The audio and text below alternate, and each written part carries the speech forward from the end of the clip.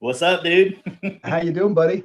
Good, man. How are you? Oh, dude, it's been a wild ride in the last Yeah, how long I haven't seen you since 2010, so it's been a while since then, man. it has been. Like Yeah. everybody else, we've just been keeping in touch through Facebook every once in a while. Yeah, Have you watched any of the other episodes? yeah, I picked some pieces here and there and just kind of watched some of them, but Yeah, if there's a format that I'm missing, I apologize. you're not. Um, No, you're good. Listen, if okay, there was, I would have told you beforehand. You're good. good, man. I Um, appreciate that.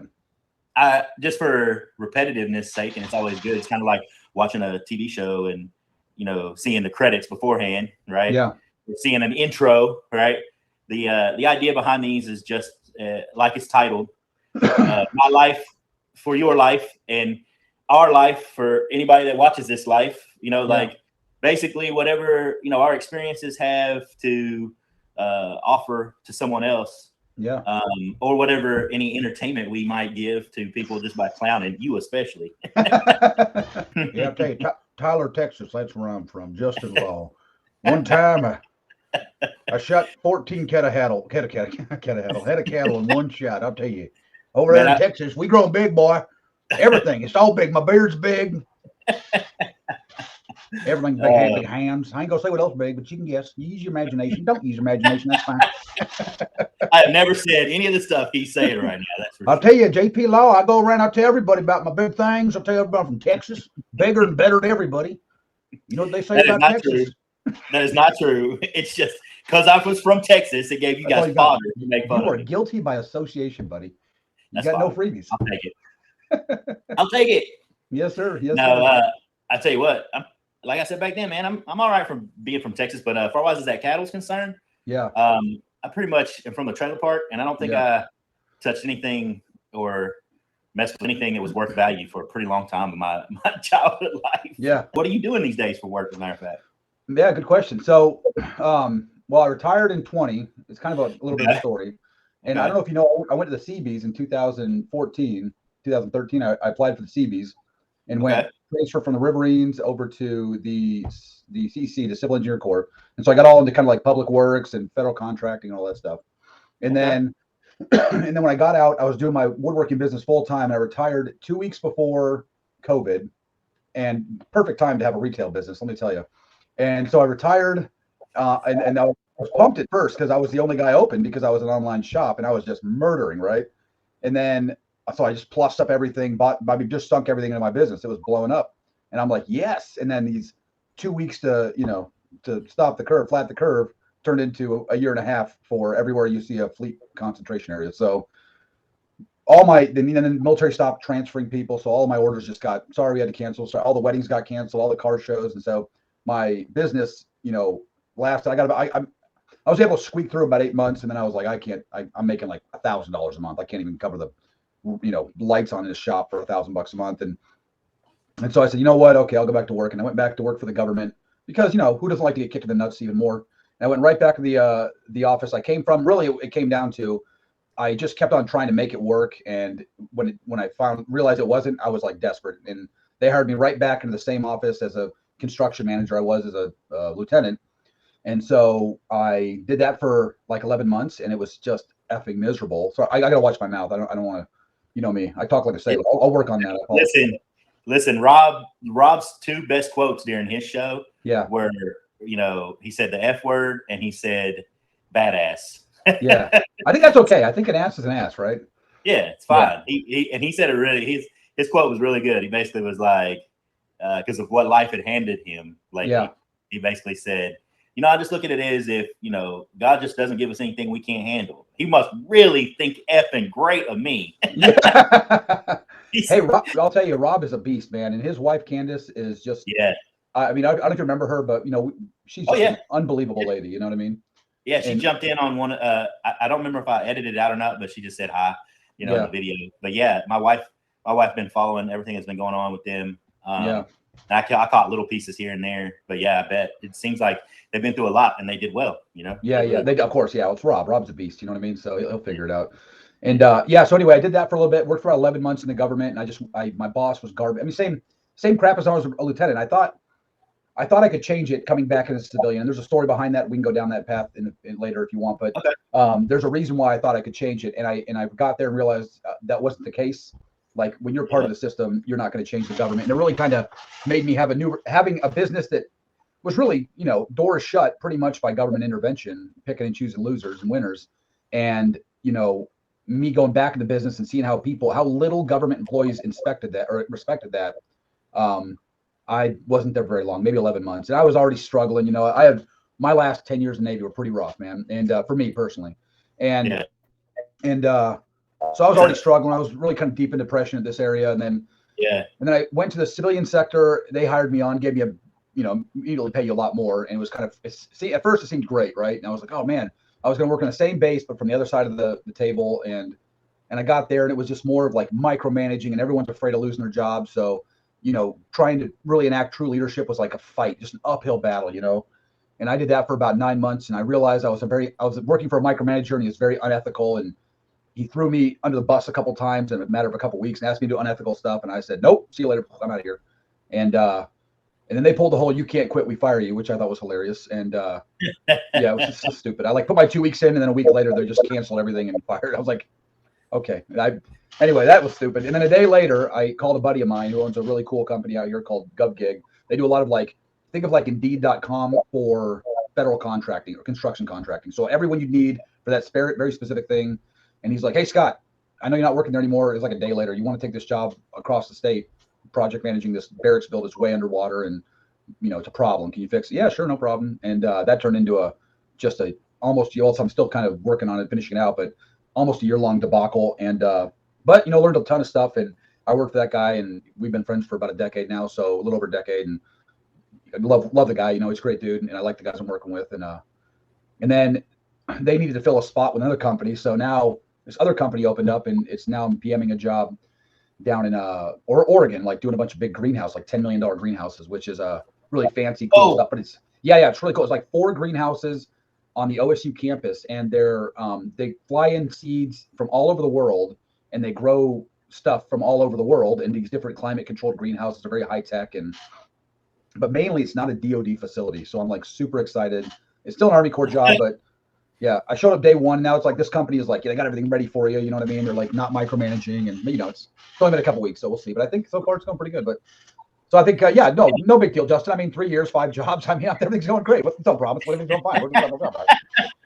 Hey, so that's good.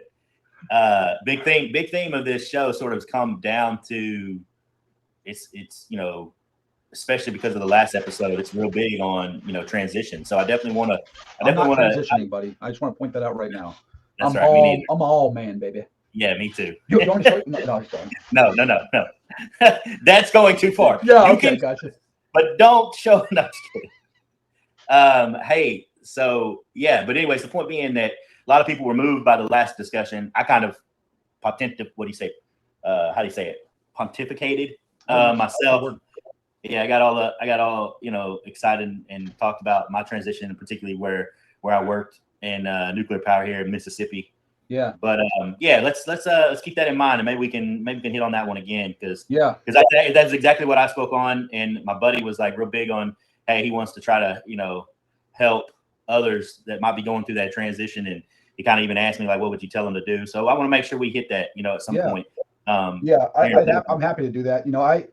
I'll tell you, JP, it's been for me, I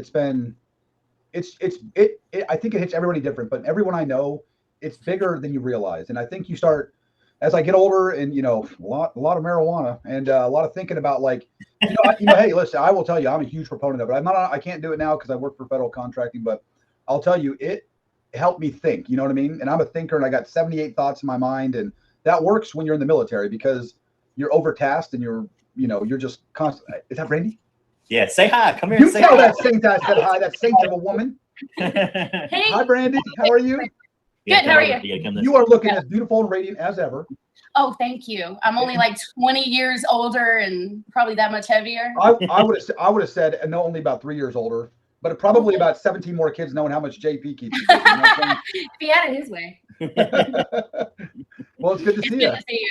I'll let you guys get back to it. All right. We'll see you, Brandy. She's a saint of a woman, JP. How you kept her lined up that long, I don't know, but I'm proud of you.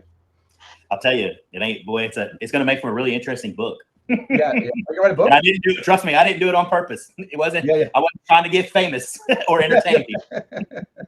You're just a lovable bud, man, you know? Yeah. So, I tell you, a lot of thinking I've done the last 3 years, and it's just a lot of and that's a whole story in itself. You know what I mean? And, you tell me where you want me to start and I'll start talking, but, you know me. All right, well, hold on. We'll come back to that. The trick for me is getting me to shut up. So you got to kind of help me go with. Hey, you know, that's what a conversation. Listen, man, that is what a conversation's all about. All right. The first one, you know, me and Rob kept it down to an hour. The second one was an hour and a half, and the third one ended up being 2. So it just, you know, the more comfortable that I get with these, and you know, depending on the people, hey man, it's gonna be lengthy. It's cool. And it's the key is, and I think it was definitely true for the episode 3. I think our life experiences, at least especially for the military guys, but I think even for other people, really, really can help folks. Like I said this the last episode because we mentioned Jordan Peterson, and I talked about how, like, so significantly, just the idea of, hey, recognizing that, yeah, look, man, life's gonna suck. It does suck. Like when life was sucking for me, I heard him say that, and I was like, bro, he's right. Life is suffering, you know, and you know, bad things are gonna happen. It's just how you handle it and how you come out of it. And it can be awesome. You know, the biggest, nastiest, ugliest pain can turn out to be really good. But like I keep saying, that's the gist of this whole ordeal. Besides the fact that, yeah, it's a conversation and we can talk forever, and I can talk about anything and everything. Like Rob said, you know, no matter what the conversation started out as, I would always end it with politics and religion. Which probably has something to do with craziest of things, including like UFOs and aliens and all that good stuff. I used to love those conversations. Love those conversations. In between you trying to drink a gallon of milk in an hour, in between things like that, I used to love those conversations. I don't like to remember that whole milk in an hour. You and your man, I got 18 kids to feed. I'll tell you what, $20, I'll eat a spoonful of cinnamon. I'll give it a shot. Dude, that's pretty much what it was. Give me some money and I'll do anything. Yeah, no, I'll tell you, it's funny you say that because I've been thinking a lot about this. So one of the things I've really been trying to get in perspective in my life is understanding where we fit in all of this, right? Now, religion-wise, I'm a backsliding piece of garbage, no good, rotten son of a, just joking. But I really have, I've kind of backed my mentality and trying to understand kind of how humans ended up here and where we are and why our minds work the way they do. And this is how I've kind of dealt with a lot of my internal struggles, right? And that's the recognition that whether you think we're 6,000 years old, or you think we're 3,000 years old, or you think we're 1,000,000 years old, we are currently, America is 220 years old. You know what I mean? Well, 250 years old about, right? And really, you know, we're a blip. The modern day America is maybe 60 years old, 70 years old. Since the end of World War II, we really had that big rush, and we've been really kind of grown into the quote unquote American dream society since then. And that's tiny. That's nothing. That's nothing. And that's nothing into what's hardwired into your DNA. And the reason I say that is because for all of our lifespan, man has had to toil. You know, you wake up, you toil for food, you toil for shelter, you toil to procreate, you toil. That's all we do is we work. I'm sorry about that. We work. And then all of a sudden in the last 60 years, we cry about working 8 hours a day and then wanting this soft life, you know what I mean? And we want everybody to be taking care of us. And I'm realizing, like, one of the things I think that I personally struggled with, because I'm a workaholic, you know what I mean? I always used to say, man, my old man was an alcoholic. His old man was an alcoholic. His old man was an alcoholic. I'm going to be an alcoholic of something. And so I'm going to be a workaholic. That way I keep my hands into something and out of the devil's playground. Right. And so what I found was that we toil for everything. So why is now any different? You know, everything's hard, dude. Everything's going to be hard the first time you do it. Everything's going to be hard. My wife's grandfather just died today, right? She's been in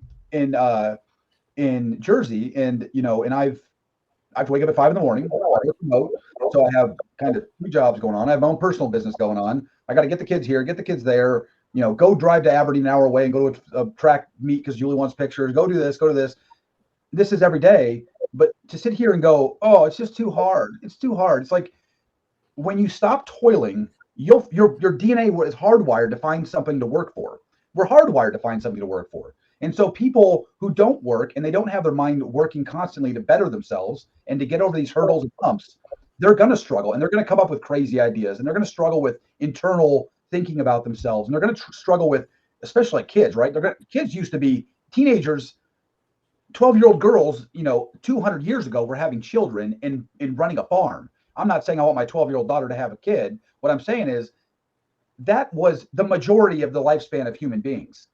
And so we shorten this up to this requirement that kids can just float until now. It's like 26, 30 years old. And we teach our kids that that's an acceptable way to live life. But no one told our DNA that. No one told our DNA that. And it's hardwired to go, screw you, get your ass up and go to work and stop thinking about what color do I want my hair today? What gender do I want to be? No, go to work, figure out how to meet those essentials, shelter, food, procreate, because that's what we do, because this is how we're hardwired. And it's interesting that you were just talking about that of like, yeah, it's hard, yeah, life's going to be hard. We're hardwired to deal with hard life. That's what we're built for. Our brains are built for it. Our freaking guns are built for it. Our backs are built for it. Our wives' hips are built for it. I mean, listen, bro, let me tell you, you've got a wife that understands this, and that's why she's a freaking 10, right?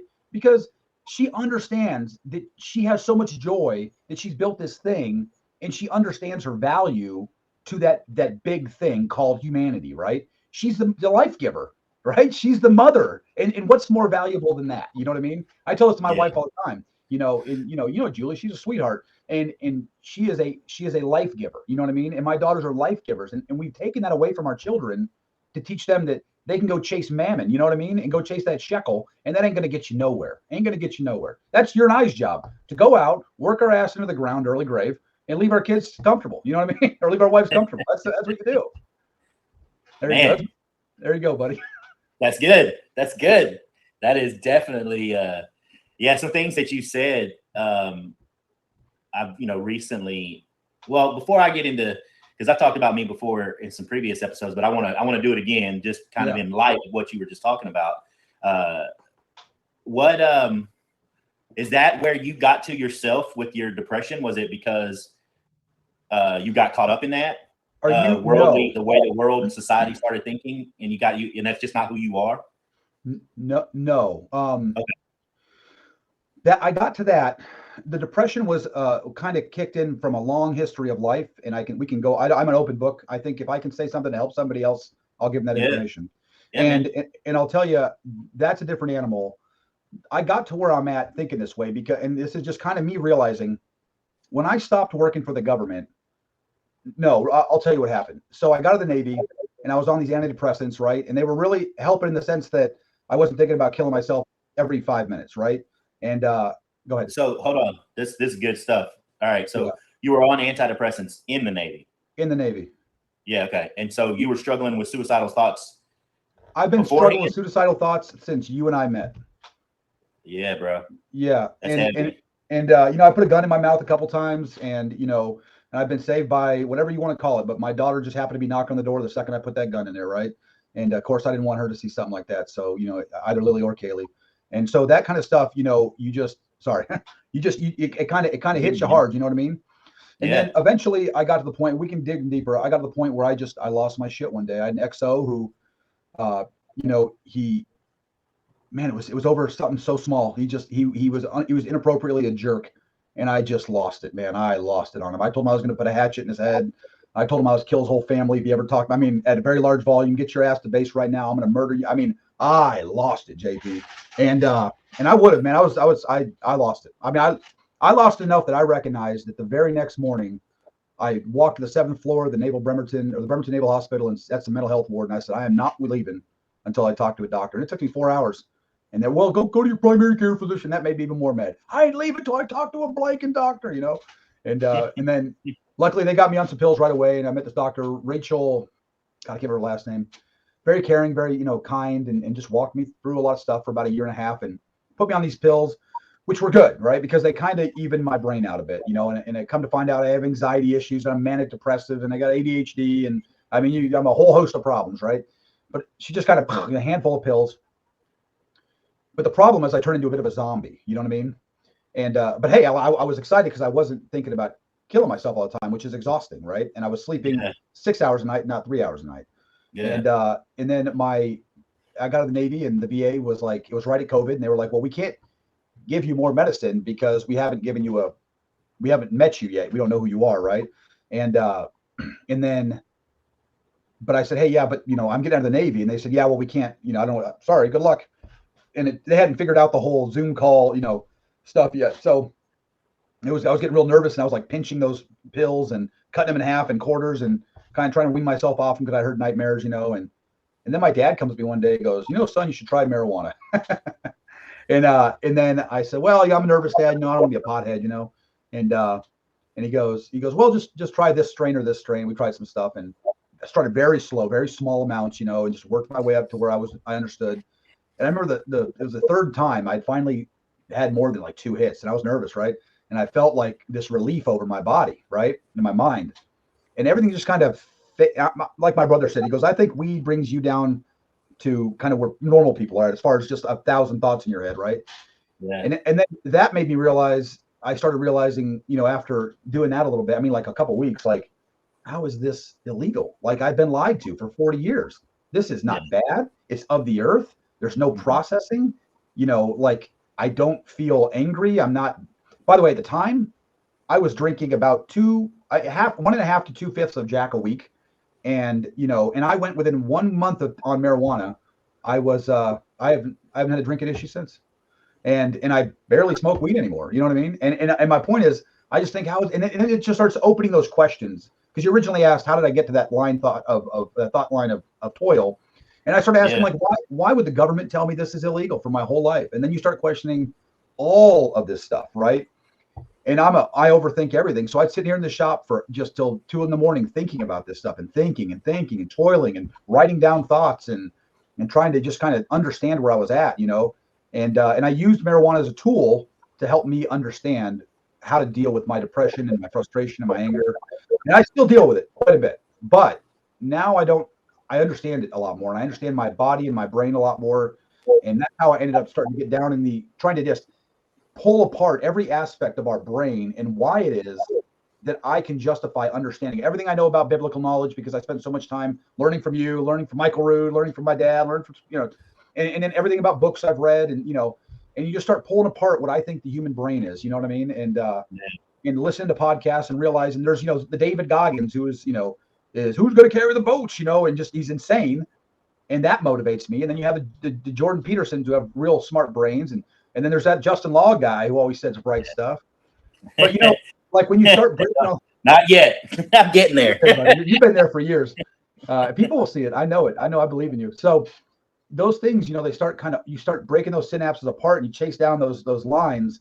And then I think it all comes back to, what are we on this earth for? My brother and I had I'll go on forever. My brother and I had a long conversation about diet, right? Me, I've always been up and down and up and down. And right now I'm trying to get back down. And I just got done dealing with shingles about a month ago, and it was just freaking horrible, right? I've never dealt with a pain like that. Yeah. Oh, it's the worst, man. I don't care that you're not 50, Justin, go get your vaccine for it now. It is freaking terrible. And it made me, it was all stress induced, right? And it made me realize, like, I'm in terrible shape. For one, I was in fantastic shape. And then I got that COVID vaccine because my brother was so worried, and I fought it. And finally, people tell me I'm so worried, and I just, fine. My brother's like, you got the anthrax shot, you didn't die. So try the okay, screw it. He didn't want to do it either. He had to get forced to do it because he's a nurse. And 2 days later, I had freaking COVID, right? And I went from healthy to COVID, and then it just was like 3 weeks of that Delta strain. It jacked me up, and I just have regretted that decision ever since. And I've been in crappy shape ever since, dude. And then I was like, I told my man, yeah, we'll get there. So then my dad, my brother's like, he's like, hey, Scott, let's talk about etymology. Not etymology, I'm probably using the wrong word. Archaeological science around eating. And my brother's, he is a freaking brainiac, man. If you'd want to talk to him sometime, you don't know him, but he's like a better looking version of me, which is hard to get to. You know what I'm saying? He is so smart with the human brain. He's a registered nurse, and he's got a very successful YouTube channel on gardening. You know what I mean? And plant propagation. He's probably, he's an unofficial scientist with this stuff. Hey, what's his YouTube channel? Plug it. What's the name? Plug it. Mike Kincaid. MikeKincaid. He looks like Skinny Scott. I'm Fat Mike and Skinny Scott. All right, got it. Just I'm on it. go look for Mike Kincaid. Hey, What's part of what this is going to end up being, not these Yeah. interviews. This show is going to be its own special thing. But on my YouTube channel, I'm going to have a whole different playlist and section that's just about us starting we're trying to start a market garden out here on my 4 acres. Oh, dude, hit up Mike. He's awesome. Yeah. He has probably 400 videos on how to propagate. So if you like a certain kind of strawberry or a certain kind of flower or a certain kind of mint or whatever, he teaches you how to propagate it and make 1,000 of those, and all different kinds of how to take cuttings on hardwood trees and splicing apple trees, how to get your chicken, kind of homesteading stuff going, and so, yeah, he's a wealth of knowledge. But he was over the other day and he was kind of talking about, look at the archaeology of human beings and he's probably thinking anthropology. anthropology. The study of, like, how they used to live. That's a $10 word right there, boy. I tell you, you get 10. You might get 12. I don't even know if I'm right. Dang, it sounds good. It sounds real good. I'll tell you. I have good public schools over there in Texas because you knew that word. I didn't know that word. All right, come on now. So he starts talking about, hey, here's what, and I'm thinking about like all the things that I'm learning about the brain, right? Just kind of from reading and thinking my own deep thoughts. He's learning about the human body. And he knows about the human body. And him and I talk about psychology and anthropology all the time. But he's really like breaking down, like, he's like, did you ever know about this guy who's, a dentist and did this study throughout the world about what people eat and compared it to their mouths and blah, blah, blah. So he'll go through all these things and teach me about like why, like the carnivore diet, he believes in it and why, you want to avoid certain foods and certain plants and some are good, And I started thinking about this. It comes down to just the feral nature of man. I mean, for most mankind, for most of our existence, you woke up, you tried to find whatever meat you could find. You lived on very little calories. You were probably going to die if you got a cut on your forearm. And good luck, buddy. Let's see what can happen. You know what I mean? And all farming did was when that came about, all it really did was put us in a spot. I think it was like pre-Egyptian, but the Egyptians were really, he's like, there's a lot of evidence now saying that Egyptians were just kind of a fat, lazy, soft people. And it's because they farmed grain at an alarming rate and they ate nothing but carbohydrates and had slaves, right? And so that was the way they operated. And if you look at all of the way they, all their hieroglyphs, it kind of leads down that line. Once again, I'm an archaeologist, I'm an anthropologist, but he's done his research and you made a lot of really compelling points to me and showing me I'm not even gonna go there. Whatever the word is to show the beginning and the ends of what plants are. And like, for instance, did you know that corn comes from grass? Did you know it's a grass? No, I didn't know that. Corn, yeah, it's a grass. He showed me the etymology of it. The history of corn, and I was like, holy mackerel, that is insane. And he's like, yep, here's the whole science about it. But all that stuff starts making you think, like, as I always joke around and tell people, hey, I'm a freaking caveman, man. Let me tell you right now, if you push me, you're dealing with a caveman. So just realize I've got like the switch, and just like every other caveman, you know that switch. I.e. choking the shit out of George, right? So did I tell that story every chance I get? I did. It's a good one. Yeah, I'm not gonna hurt you. I will freaking if you ever. Yeah. That was hilarious. Yeah. And and I think we're all cavemen. We're all feral, and we try to lie to ourselves and say we're this new enlightened breed of human beings, but we're not. Justin, your number one priority is your fiefdom, right? Your wife and your children and their children. That's your number one priority. And everyone else is a close number two in a lot of cases, and they just dwindle down. And that's how it should be, because that's how your brain's wired. And that's how my brain's wired. And this has all come to me as a realization the last few months, It's been really weird kind of getting here, but this whole thinking of like, yeah, it's hard, dude. It's hard. Okay. Okay, so it's hard. Got it. Thanks. Appreciate it. It's hard. Okay, now what else? What do you want? You want me to stop and cry for you because life's hard? Oh, you want me to baby you? You want me to pick you up and pat you on the bottom, big guy? You know what I mean? No, life is hard, and no one's going to help you succeed except for you. And you got to rely on that, and then be as kind and respectful as to everyone around you as you possibly can. And that's that's kind of what I've been realizing and how I've gotten to where I'm at right now. Word salad. All right, so that's good stuff. That really is good stuff. Going back to your depression happened or began because of what? And I granted, you don't have to go, like, you can keep it real bird's eye view if you want, right? Yeah. I don't want you to, I just like, because before I'll exchange some since you've done a lot of talking. So let me do some talking, right? Yeah. Give you a break for a second. A realization that I've had right? Which was because it was personal first.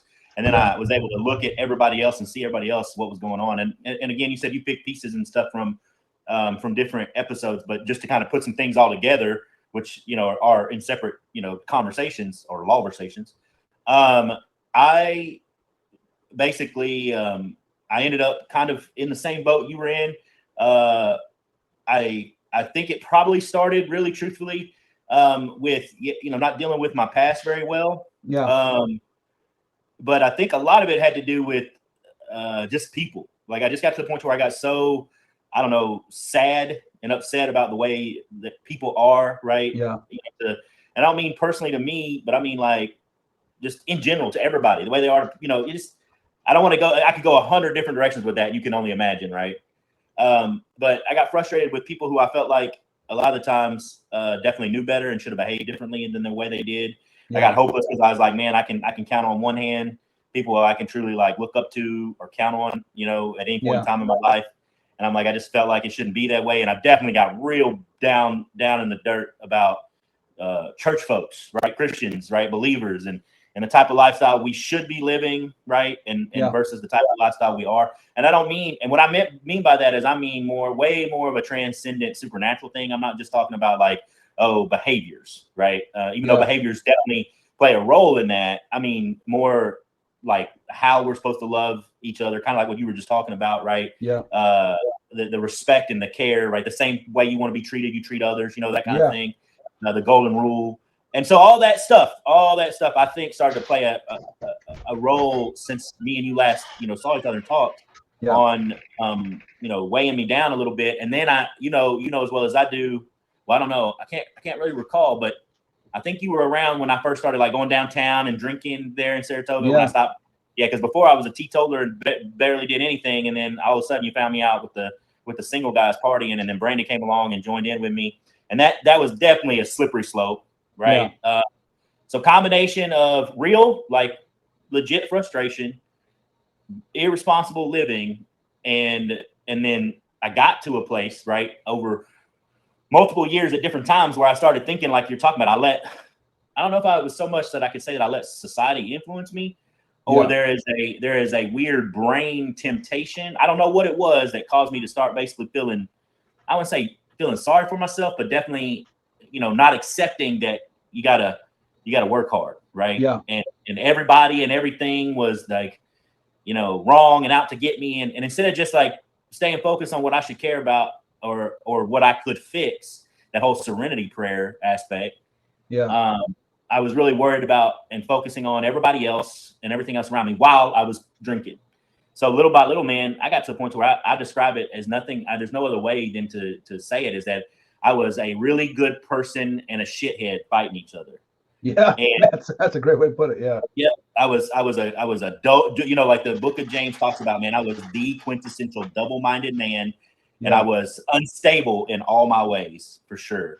Yeah. And, you know, again, like you've already said, I could go on about like the different directions of that instability in my life. But basically, I got smart a couple of times throughout this process. I did get smart and realize, like, you know, going back to some of my old things, like, man, I got to depend on God. There's a supernatural aspect that can help me deal with the difficulty of life. You know, there's an attitude and a viewpoint I'm supposed to have. You know, like, hey, let it come, whether it be my death or whatever. I'm going to stand up for what's right or wrong, you know, instead of, why are they being this way? You know, like, why don't I just say, yeah, you know what? I'm so tough. I can die on a cross, you know, like that was supposed to be my attitude. And there was a lot of times where I got, you know, that got fixed. I went to rehab in 2017, and I dealt with my past a little bit better. And I definitely realized, like, hey, man, all this alcohol does to me is cause me to sit around and be and not work, not deal with life on life's terms, not deal with the difficulty of life. Yeah. And so, like you said earlier, that's why I wanted to come back to this. It's a perfect segue for,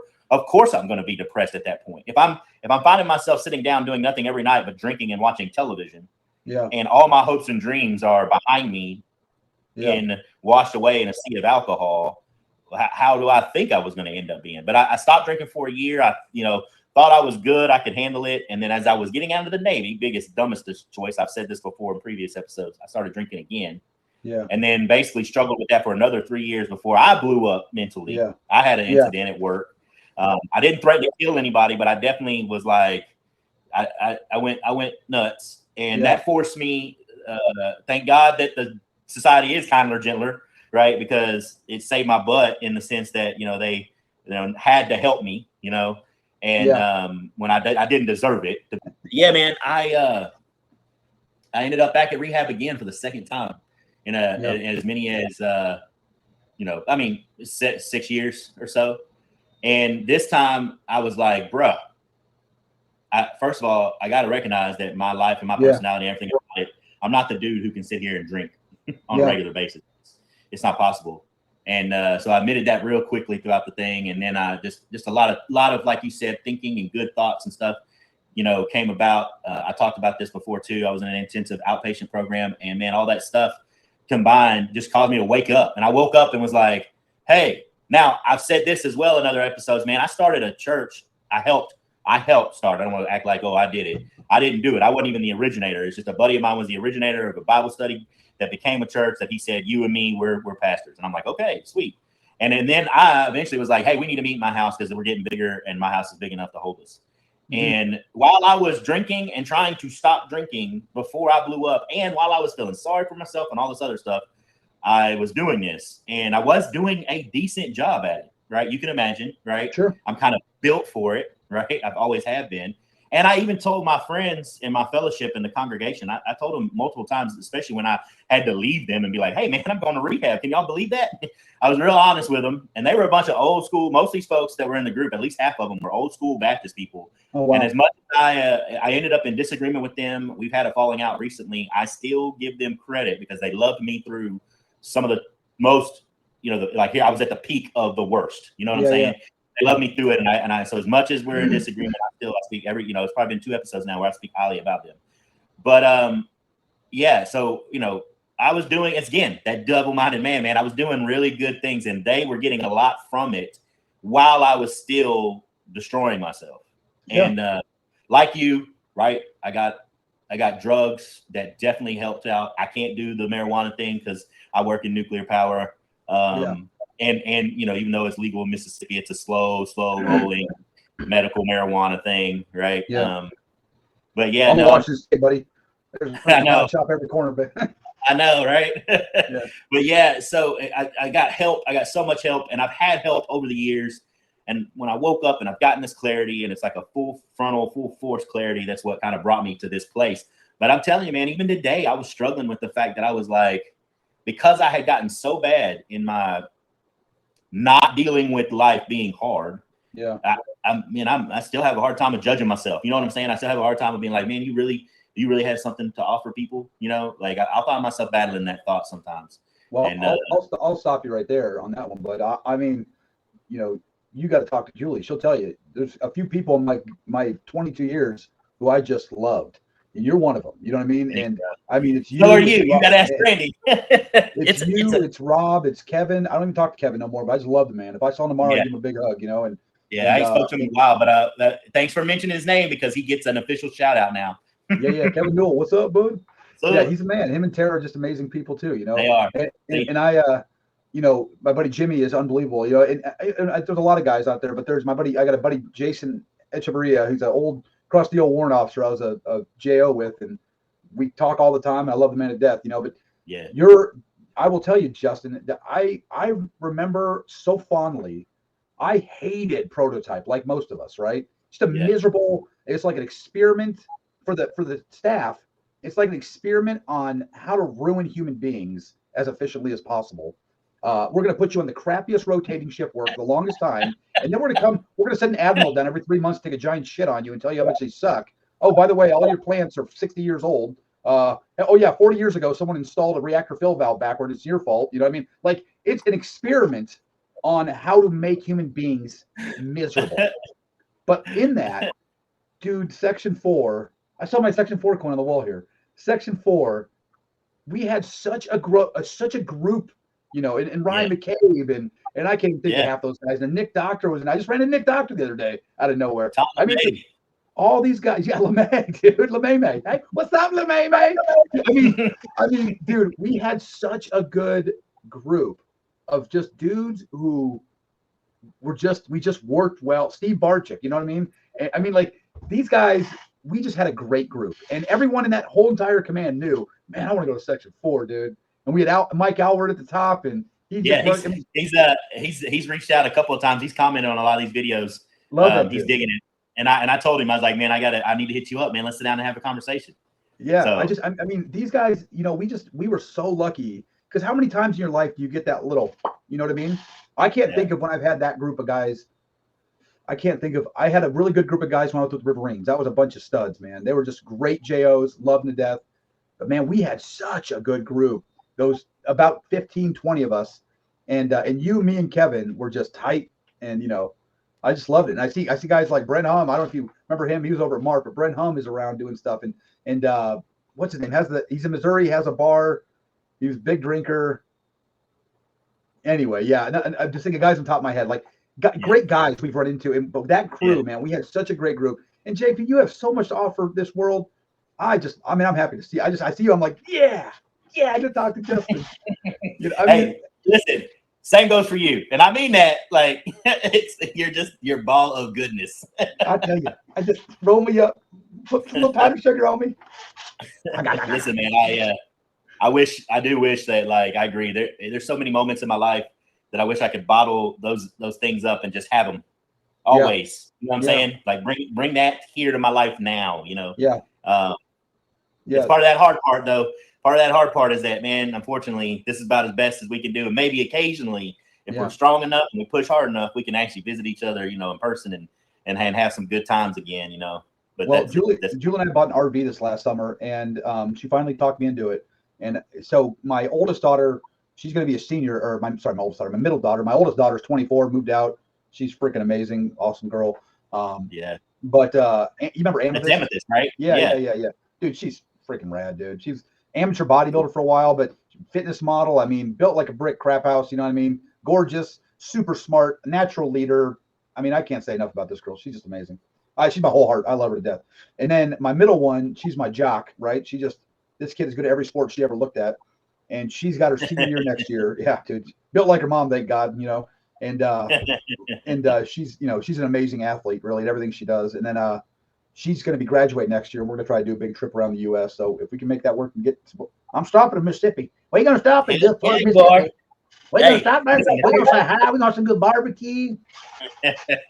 Look, I'll be ready. We got to make it happen and stay for a little while, because I'll tell you what, there'll be days worth of good times to be had for sure. Yeah, sure. Yeah, it's and then my little one, of course, I can't not mention her, my Kaylee Pie.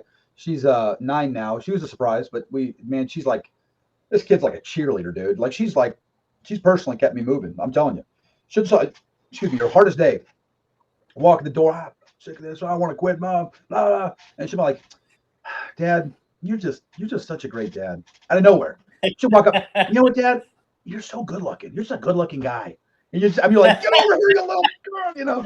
I mean, she's just this ball of sweetness who just has no preconceived notion about what's appropriate as far as being nice to people. So she's just kind to everybody. And she's so sweet to me. And we call her a cheerleader. You know, she'll randomly walk up, man, Dad, you're just cool. You're a cool dad. You're so funny. Man, she'll look at my wife. Dad's good at everything. And I'm like, God dang, man. I just want to follow her to follow me around everywhere I go, you know. It's just yeah. But help you out. Yeah. You know, I was thinking about what you said about the depression thing and about it being you can't really, you're two-faced. It's not that you're, you know, isn't it weird? Because would you have ever guessed that I was suicidal for 12, 15 years? No, man. No, not at all. Not you. Not you especially. Dude, you get so good at essentially, because I love laughing, dude. I love laughing and I love joking. It's my favorite thing in the whole world. And you get so good at using that as a crutch that what you didn't see was when I'd go home, I'd have these crazy tics in my brain and my eyes would just tick and twitch and my arms would twitch because of just stress induced, anger induced, depression induced. Your body is weird neurological things. And yeah, man, it was, and then, you know, eventually occasionally I would just snap, you know, and yeah, I don't know. It's crazy. That's why when I was younger, remember how I used to run and bike and lift? It was just constant. And that was just all me trying to get out this just crazy aggression I had, man. And Where do you believe that came from? That back to that's back to, so I oh, talk forever. oh, you're good. Where was the source? Well, I grew up and it wasn't the greatest. It was a lot of my childhood was very good. Some of it was very painful. I was a molested, raped as a kid. I don't know if I ever shared that with you as an 8-year-old. Yeah, yeah. And Yeah, so I do believe we've had that conversation before. yeah, and then my stepmom was just hot garbage, would beat me, you know what I mean? And it was a bad area. My dad would just kind of let it happen because he thought he was trying to appease this woman, and in some cases my dad he was doing his best, you know what I mean? And this is something I've learned too, is I've had to come to terms with is, I used to really hold this against my dad, and that's really what it came. So that was a lot of it. And then I joined the Navy, and I was like, great, I'm going to join this thing where we'll get back to how I've forgiven my dad and understood how that means as a father in a second. But I joined the Navy, and I'm thinking I'm getting out of this crap. Well, I left home at 16 and a half, 17, something like that. And so as soon as I go join the Navy, I was like, get out of Yelm, get out of living in a 3-walled room, get out of living in a trailer with it leaks on you and has no heat or power. And then I joined the Navy, and you get to boot camp, and it's incredibly, I mean, they just build you up to be, you're a team, you get to battle stations in the Navy, and you get done, you put that Navy hat, take the recruit hat off, you put the Navy hat on, and God, you just well up with pride. And I was finally part of this team where these brothers around me were just, they believed in me. And Chief Feldbrugge, you might already see, believed in me, you know what I mean? And then, that kind of thought just was like, I'd always been a team guy. I was always a football player, a wrestler, and a captain of the team, whatever I was at. And I was always that kind of mentality because that's how you get through life. My dad beat my head, and he's right. And then I got to the point where I just started realizing it was on the ship. It was hard, but I expected it to be hard, right? I always talked it away during the pipeline, right? Well, you're in the pipeline, you're a student, you're a nub, just figure it out, right? You're going to get the bottom of the barrel. When you take a dump, you're the guy at the bottom catching that whole pile above you. And that's what it's like being a student in a nub. Okay, I accepted it. It's part of the deal, right? And then I get done, but I had a really good LPO and a really good chief on my first ship.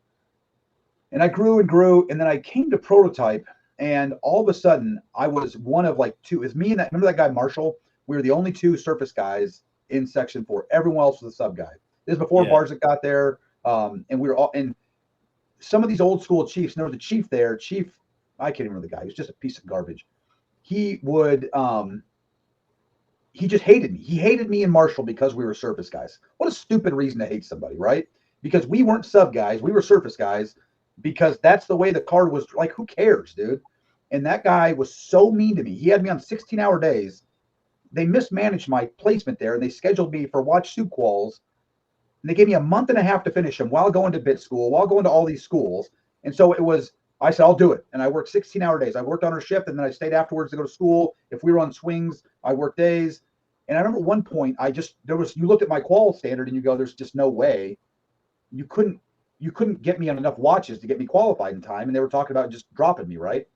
And I was like, what the? I mean, like, I've been working 16-hour days since I got here. It's not my mismanagement. It's the freaking prototype's mismanagement. And I think I've been trying to pinpoint this for a while, is that he went up and he was complaining about this piece of crap, Kincaid. He sucks. I hate him. Let's get rid of him. And Jim Olson, you remember Jim Olson? Dr. Olson? Was that Senior Chief Olson? No. He ended up being a senior chief, but Jim Olson was the guy who was a first class MM1, and he went to RPI, super brainiac, smart ELT. No, I didn't know him very well, but I think I know who you're talking about. Yeah, he might have been in a different section, but him and I got there together, and he was a brainiac. But he got there like a month or something before me, and his watches worked out. Of course, I look back, it was probably they made sure Jim, the sub guy, was taken care of, and Scott had to. There was just, you couldn't have done the math to make it work for me. And I remember Jim looked at him and goes, "What?" He goes, "That guy's been working 16-hour days for 3 weeks. What more do you expect him to do?" And I remember Jim standing up for me, and I always just think, that was 20 years ago, dude. I think about how much I respect for Jim for doing that, right? But when I found out about that, it was like a click in my head, like, none of these people care about you. You know what I mean? Like, all of this, I'm at my 7-year point in the Navy now, and all of these people, I had built this belief in that we're part of a team. And then all of a sudden, I realized that guy's not part of my team. Well, who else isn't part of my team? And then you get our ops officer, who was a spineless turd, and he wasn't part of our team. And other people were trying to screw that I don't remember, the EM2 who made a mistake on a tag out. he was part of our team, and he got screwed for making a mistake as a young guy. And you start seeing these, and and Admiral Donaldson would come down and just pull us all into a room and scream at us and tell us we sucked. You know what I mean? And we'd all just try to fight to sit in the back of the room so hopefully he didn't call on us, And we're all busting our humps trying to do our job. And I just started realizing, and then I was, oh, you know what, Scott, it's going to be different the next command. Next command is going to be different, And then I got to the Lincoln, and my main propulsion assistant was, those are their LDOs on surface ships. He was just a nightmare. This guy, Chris Hiley, I'll throw that name out there. He's changed since, but at the time, he was an absolute nightmare. He would just scream, dude. It was so loud. I remember my first couple of days, people were like, you know who the MPA is? I go, I don't know. You put me in charge of the box right away. I don't know who the MPA is. They said, don't worry. When he comes down here, you'll hear him screaming. Operate an engine room. You're a sub guy, so it's pretty quiet. You want to air an engine room in a carrier? It is, I can sit there, I can scream next to your ear, and you can barely hear me. Yeah. And all of a sudden, I hear him screaming across the engine room. Like, what the hell is going on, right? I go in the engine room, and he's just, get Kincaid, this dude, he's just screaming at me, and I'm like, what? And this guy had me, because they mismanaged their watch team. We went underway, and everyone had transferred, so they had no engine room soups. CMO, they call it. And so they had me and another guy in 5 and 5s and full work days for about a month and a half, right? So I couldn't get more than about 2 or 3 hours of sleep at a time. Plus I'm the LPO. Plus we're on full work days. That's how the carriers run. And so it was like 2 hours of sleep. I got woke up, brings me down to the engine room. I had my officer package in to go be a SWO, or to go be a sub nuke, actually, officer. And I start realizing, like, oh, this is the next command. It never got better, right? These guys don't care about you. He calls me down to DC Central and just looks at me and says, there's over some dust on the floor, and says, if your guys don't clean the engine room, I'll ruin every MFR down there. I said, sir, those MFRs are E2s and 3s, because you have like undesignated firemen working for you in the carriers. And I said, those guys are making $1,000 a month. What are you going to ruin them? What do you do? And there's, Central on a carrier is filled with E5s and E4s and E6s and E3s. And he goes, I don't care. I'll ruin every MFR down there before I get fired. And he screamed, he just woke me up to call me down to Central, knowing I'm not sleeping, woke me up to call to yell at me and tell me he'll ruin my guys. So then I put my officer, I walked right up to the engineering, or the education services officer, and said, I changed my officer package from nuke to non-nuke SWO. I don't care. I don't ever want to be a nuke again. He goes, you sure you want to do that? You're kind of in line to be that. And I said, there's zero chance I want to ever risk working for Chris Hiley ever again. That guy's a nightmare, right? And then, so that was going into the shipyard. We were just about to pull into the shipyard. And then it was night. I got picked up as an officer really pretty quick, because you're a SWO. I was a SWO with a nuke engine degree. It's not hard to get picked up. And at that point, I think I ranked number one in the carrier of the first classes, right? So getting picked up to be a SWO is like, I probably could have done a lot better. and so, but I was like, whatever I could do to not work in that environment anymore. And I realized the nuke world is just miserable, right? And so generally when you get picked up as an officer, the naval instruction says you have to be gone within 2 to 4 weeks, because you don't want a guy who's going to be, or a guy or girl who's going to be a naval officer to just kind of sit in this weird limbo where you're still with the enlisted guys, but you're going to be an officer. So you just want to get rid of that guy, right? Just kind of like making chief. They send you to a different boat. You know what I mean? And so the reactor officer comes up and goes, Scott, you're not going to leave until your engine room is done with the shipyard. We're 9 months from that point, right? I said, okay, yes, sir. Don't worry. And then, of course, you can guess what happened. We get done with that, our project package early, and magically 3 days after that, we're the only reactor department, our box, the only reactor department done with the box, or with the package, the work package. 3 days later, I have orders to OCS. 9 months, it took 9 months to make that happen. So then I'm thinking, okay, well, I'm out of the nuke world. It's different as an officer in the small boy Navy. They're going to be a team. They're going to care about you. And I'm getting more angry, and I'm sad. And by the way, I've now been geo-batching for my wife for 1.5 years, and she's my rock. And I didn't realize that at the time, So I'm geo-batching for my wife, and I'm just depressed, drinking every night. We're in port for that whole shipyard period. And luckily, my master chief gave me my own room. I didn't have to sleep on the ship, but it was just, now the alcohol starts hitting big, right? So I go to OCS, and it's boot camp all over again. Had a really good RDC who I really think fondly of quite a bit, and he hard dude from the Ivory Coast, man. And he taught me a lot, and a couple of those Marines taught me a lot. And then I went to be a SWO, and I worked for a captain. It was cool. I first got to the small boy, and I was like, this is awesome. They threw me in engineering department, said you're going to qualify engineering officer watch right off the bat. Let me tell you, qualifying engineering officer watch on a gas turbine plant, I mean, I think it took me 2.5 months. And they were like, dang, man, how'd you do that? I'm thinking, well, I qualified engineering watch supervisor on, or, propulsion plant watch supervisor on a freaking nuclear power plant on a carrier where you have to manage 2 plants at once, and Like, okay, if you want to shift plant for electrical plant on a gas turbine plant, on this is a smart ship upgrade, you literally just go boop, and press a button, and it parallels. It does everything for you. I mean, starts the generators, parallels them, everything, right? You can go from cold iron to underway within 5 minutes on a cruiser, right? And so it was great for the first few months. We pulled into San Francisco. I got to get hammered, on a Russian warship, the Vladivostok. It's the only time that Russian ship had been in there, in 25 years, something like that. I'm getting hammered with the Russians. I'm going playing, barbecue with the Russians.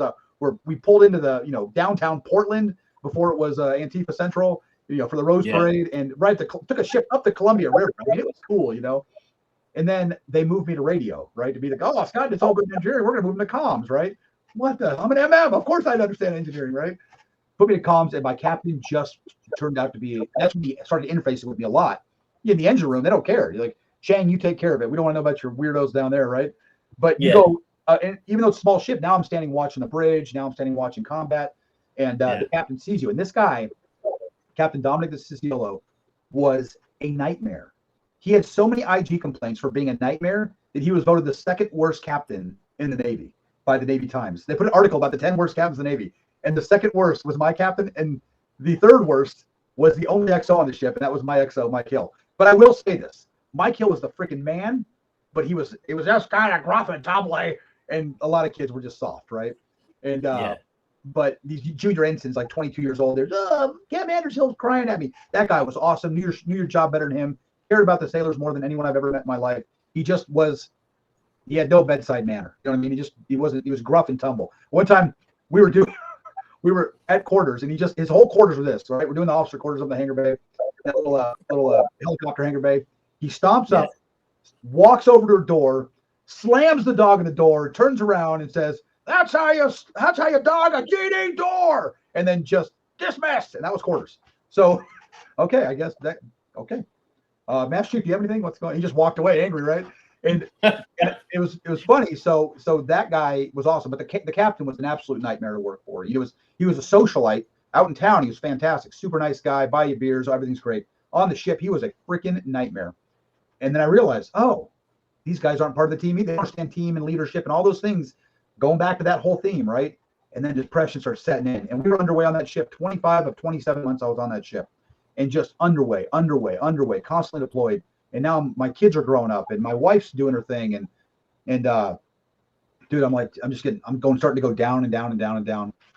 And then I go from there. We got a new captain who was an ex-Navy nuke, this guy Mike Ford, and an older guy. And he liked me because I was a prior Navy nuke, and I was the only nuke on the ship, ex-nuke on the ship. And so we would joke, and he was a decent guy. I worked for him for like 7-8 months, and he got me going to the Riverines. And then I worked for a nightmare captain there, but the guys I worked with were fantastic. And I always said, if I could be a Riverine for 30 years, you could leave me a lieutenant and I'd never stop. I loved it.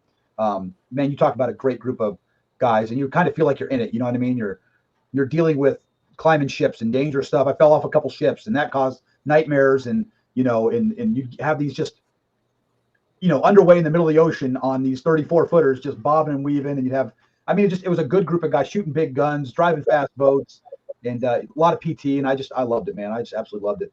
And that was this little highlight of my naval career. And I'd say that 2 years was like, if I took 22 years and said, if I could pick my favorite 2 years as a job, it was that job. I just loved it, man. I loved taking guys out and being, just to take a 20-man crew out and set up security boundaries somewhere. And I just loved it, man. And then I went to the CEC, and I said, I don't want to go back to a ship. I don't want to work for a Captain Siciliano or Chris Hiley again. And when I was with the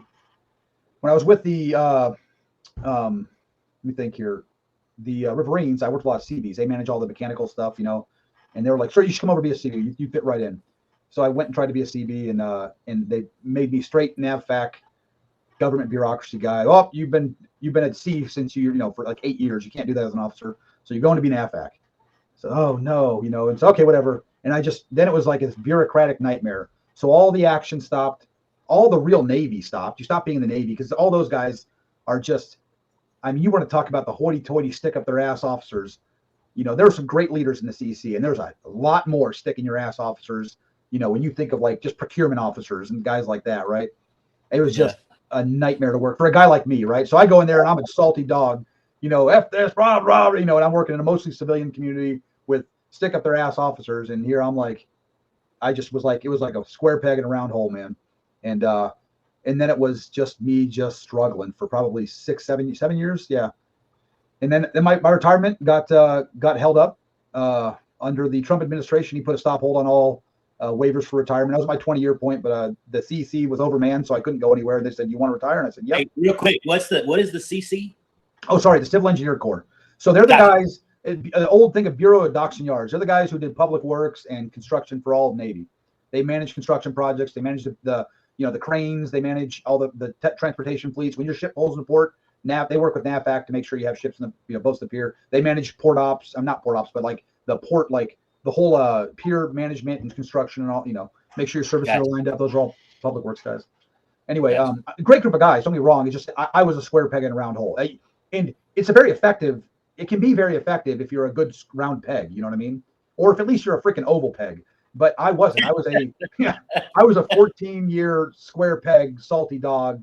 And not even salty dog. I mean, I was a nuke, which is like we're the worst of society, a bunch of autistic idiots. You know what I mean? And we're half crazy. We have long hair. We don't care. You know what I mean? And and I spent 5 years with a bunch of sub guys, who just are even worse than surface guys. You know what I mean? But and really, where the only thing that matters in the nuke Navy is your level of knowledge. That's all anyone cares about. I don't care about your accolades and your NAMs and all that crap. How much do you know about being an operator? That's all you care about the nuclear. How much do you know about nuclear power and engine runs? And I love that, man. I love that about being a nuke. You know what I mean?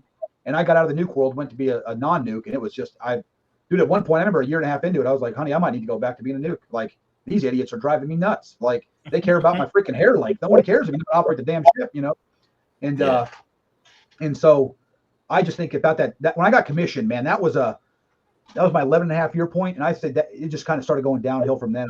I realized all these, when I first got to my small boy, there was I was brand new ensign and this Naval Academy guy, and he doesn't speak for all Naval Academy guys by any means, but you'll believe this when I tell you a Naval Academy guy comes to me, goes, the problem with you prior enlisted guys, he's an ensign, right? The problem with you prior enlisted guys is you think those enlisted guys matter when I just believe they work for me. They're my, B words.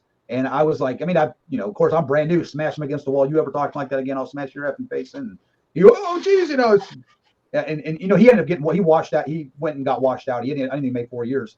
But that kind of mentality is kind of prevalent in that community. You know what I mean? It's very few and far between that you get a guy like I had a commander I worked for named Matt Reithmiller, who was fantastic, unbelievable guy. Or Admiral Benaji, who was a CEC officer, amazing officer. But few and far between were those guys. A lot of them are just yes men and whatever little smarmy turd I have to say to be effective as a leader. And I was, 10 years of that, it really hit me like, oh, you for so many years have been believing this leadership thing, and then nobody around you does. I became an officer law because I wanted to be a leader from a different level. I felt like as an MM1 or an MMC, going to be there. I'd have been there eventually. I had a small amount of the ship. I only had 40, 50, 60 guys, right? But if I was an officer, I had 350 guys I could motivate and excite and get moving in the right direction. And then when I got there, I realized it's just everything's a battle because officers unfortunately, most of them don't get it. They don't get it, what it takes to turn. They don't get that you grew up in a trailer park. That's not something. They don't understand the guy that grew up in a barn. You know what I mean? Yeah. They grew up in a different world, and that's not bad or good. It's just that not many of them really strive to understand the people they work for, which is so important, to recognize the individuals and what the struggles their brains are going through, and how to motivate them and how to and drive them to be better. And I think I just felt like I was struggling. And that I'd go to work and I put 110% into motivating the people around me and teaching brand new ensigns how to be great leaders, and I tell them, like, hey, here's the reality of the Navy. You guys are spending all this time adminning yourself to death. The admin's going to come and go. You need to learn to lead, and I work on that stuff with them a lot, and just the fight you have with that community, that officer community. Since getting out, I've realized it's not the way it is in the Army and the Marines and the Air Force. That is a Navy specific issue. And it's why retention sucks. It's why people hate being in the Navy, because you have leaders who don't understand how to lead their people. Because by design, we don't work and live with our people. We live on a different deck. We live in O country. We have staterooms, and our guys live in freaking 6x2 racks. You know what I mean? and that's something that we struggle with in that community. And that whole thing was just jacking me up. And then I had this 05 who was a prior enlisted, and you're supposed to hold these Mustangs up to a higher level. And I'm a Mustang, so I take that personal. And he just, I just found out that I wasn't going to be able to retire after they held, I'd already plussed up my business. I'm getting ready to retire. A month out, they tell me, yep, sorry, you're going to not retire. Oh, by the way, we're going to send you to Djibouti for your last year in the Navy. What? So my wife's freaking out. I'm freaking out. I'm going to go bankrupt. I just put all my freaking life savings in to build my business, and I luckily after about 3 or 4 weeks of stress was able to get that. And then it was just, I don't care.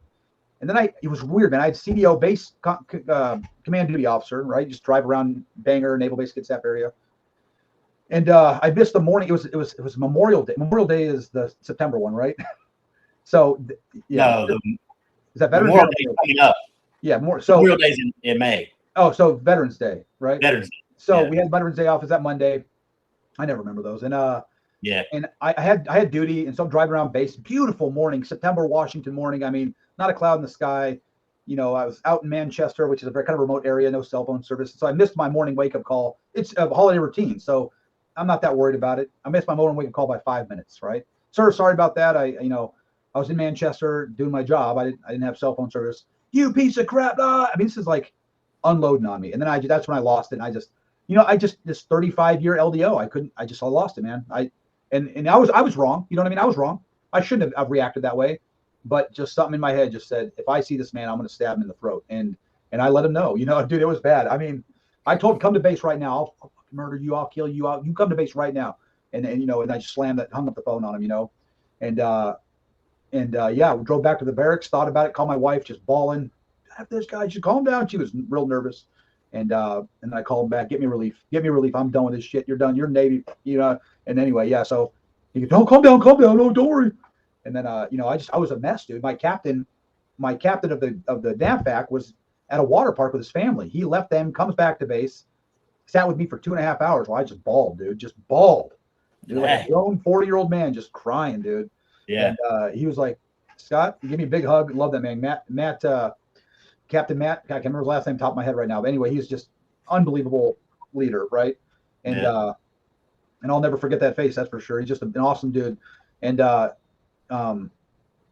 he just says, take a couple days off. And I said, oh no, tomorrow morning I'm gonna go to mental health. And then I started kind of unpacking. And I think a lot of it was that just the anger, the vitriol of that of just having to live in an environment where it's all a lie, dude. It's all a lie. And then you start opening your mind up to what are we doing in all these stupid wars? And what are we doing here? Why are we don't understand leadership. People are running ships into each other, and the average American thinks that this is like just what's going on. I don't understand. And you're like, I can tell you exactly what's going on. You got a 45-year-old captain screaming at a 22-year-old young ensign who's just trying to figure out, and they're afraid to make a mistake. And they don't do there's no crack facts in the top. Dude, I qualified officer of the deck, dude, without ever pulling a ship into port. We just talked about it, and I got them to sign it off because listen, I'm a nuke. I know how to get people to sign crap off, right? I qualified officer of the deck, dude, without ever having docked a ship. I mean, that's crazy. Because my captain was too afraid to let anybody learn how to do stuff. You couldn't do anything. I remember one day we were pulling out of port, and I was qualified. I was qualifying conning officer, and on a bridge. I don't know how to sell a submarine, but on a surface ship, there's 25 people up there while you're pulling out. The watches upon watches upon backup upon watches and prac packs and learning and all that stuff. And the nav is calling out via VMS, the voyage management system, which is GPS enabled. Okay, hey, come left course, come right course, and so I'm supposed to just parrot what she said.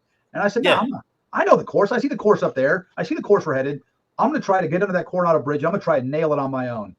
And she's calling courses, and I'm not listening. And I'm making my own course judgment, right? And she's like getting madder. And Captain's like, what are you doing?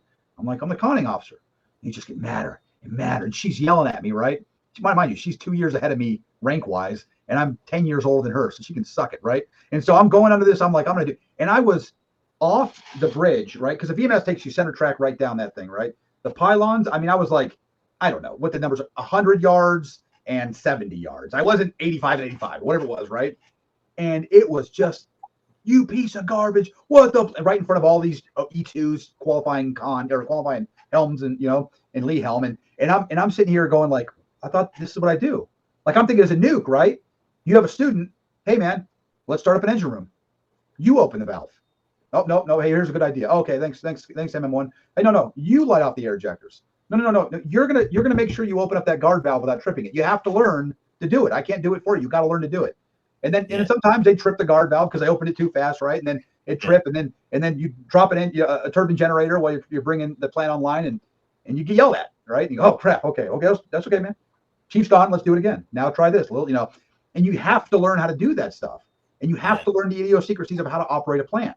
And so I get to the engine or the offshore world, and I realize it's not that at all, JP. It's just F you, young guy. You know what I mean? And that was just so anti what I thought was the right way to do stuff that I think that started this downward spiral. And then it was like whenever I was in port, I was drinking, and I was just constantly, maybe I jump off the top of the mast today. Maybe I run my car off the side of that road today. Maybe I, every day and it got worse and worse and worse. And Julie and I were struggling because I was depressed. And poor Julie, when I got on those antidepressants, I just realized one day, pardon my language, I was like, God, I must have been a miserable fuck. I just looked at her and said that, and she goes, it's pretty hard to live with you, honey bun, and it was like, I just gave her a hug, just told her how grateful I was that she just never gave up on me, you know what I mean? And that's like, man, just a miserable cuss to live with, you know what I mean? Yeah. Nothing's wrong. Nothing's right. I know exactly what you mean. Yeah. I was right there. Yeah. And then, so that happened. I got on the pills. That actually kind of, all it did was make my brain slow down so that I didn't think about that stuff all the way, which is a nice relief. I started sleeping a little bit. But then all these other things happened, and the booze kept going, and that kept flowing. And then, then I got out as miserable as I was, you know what I mean? And then I had no pills. And it's not a solution. It's a symptom. They want to keep you sick, it's a symptom. We'll fix that symptom, but we're not going to fix the problem.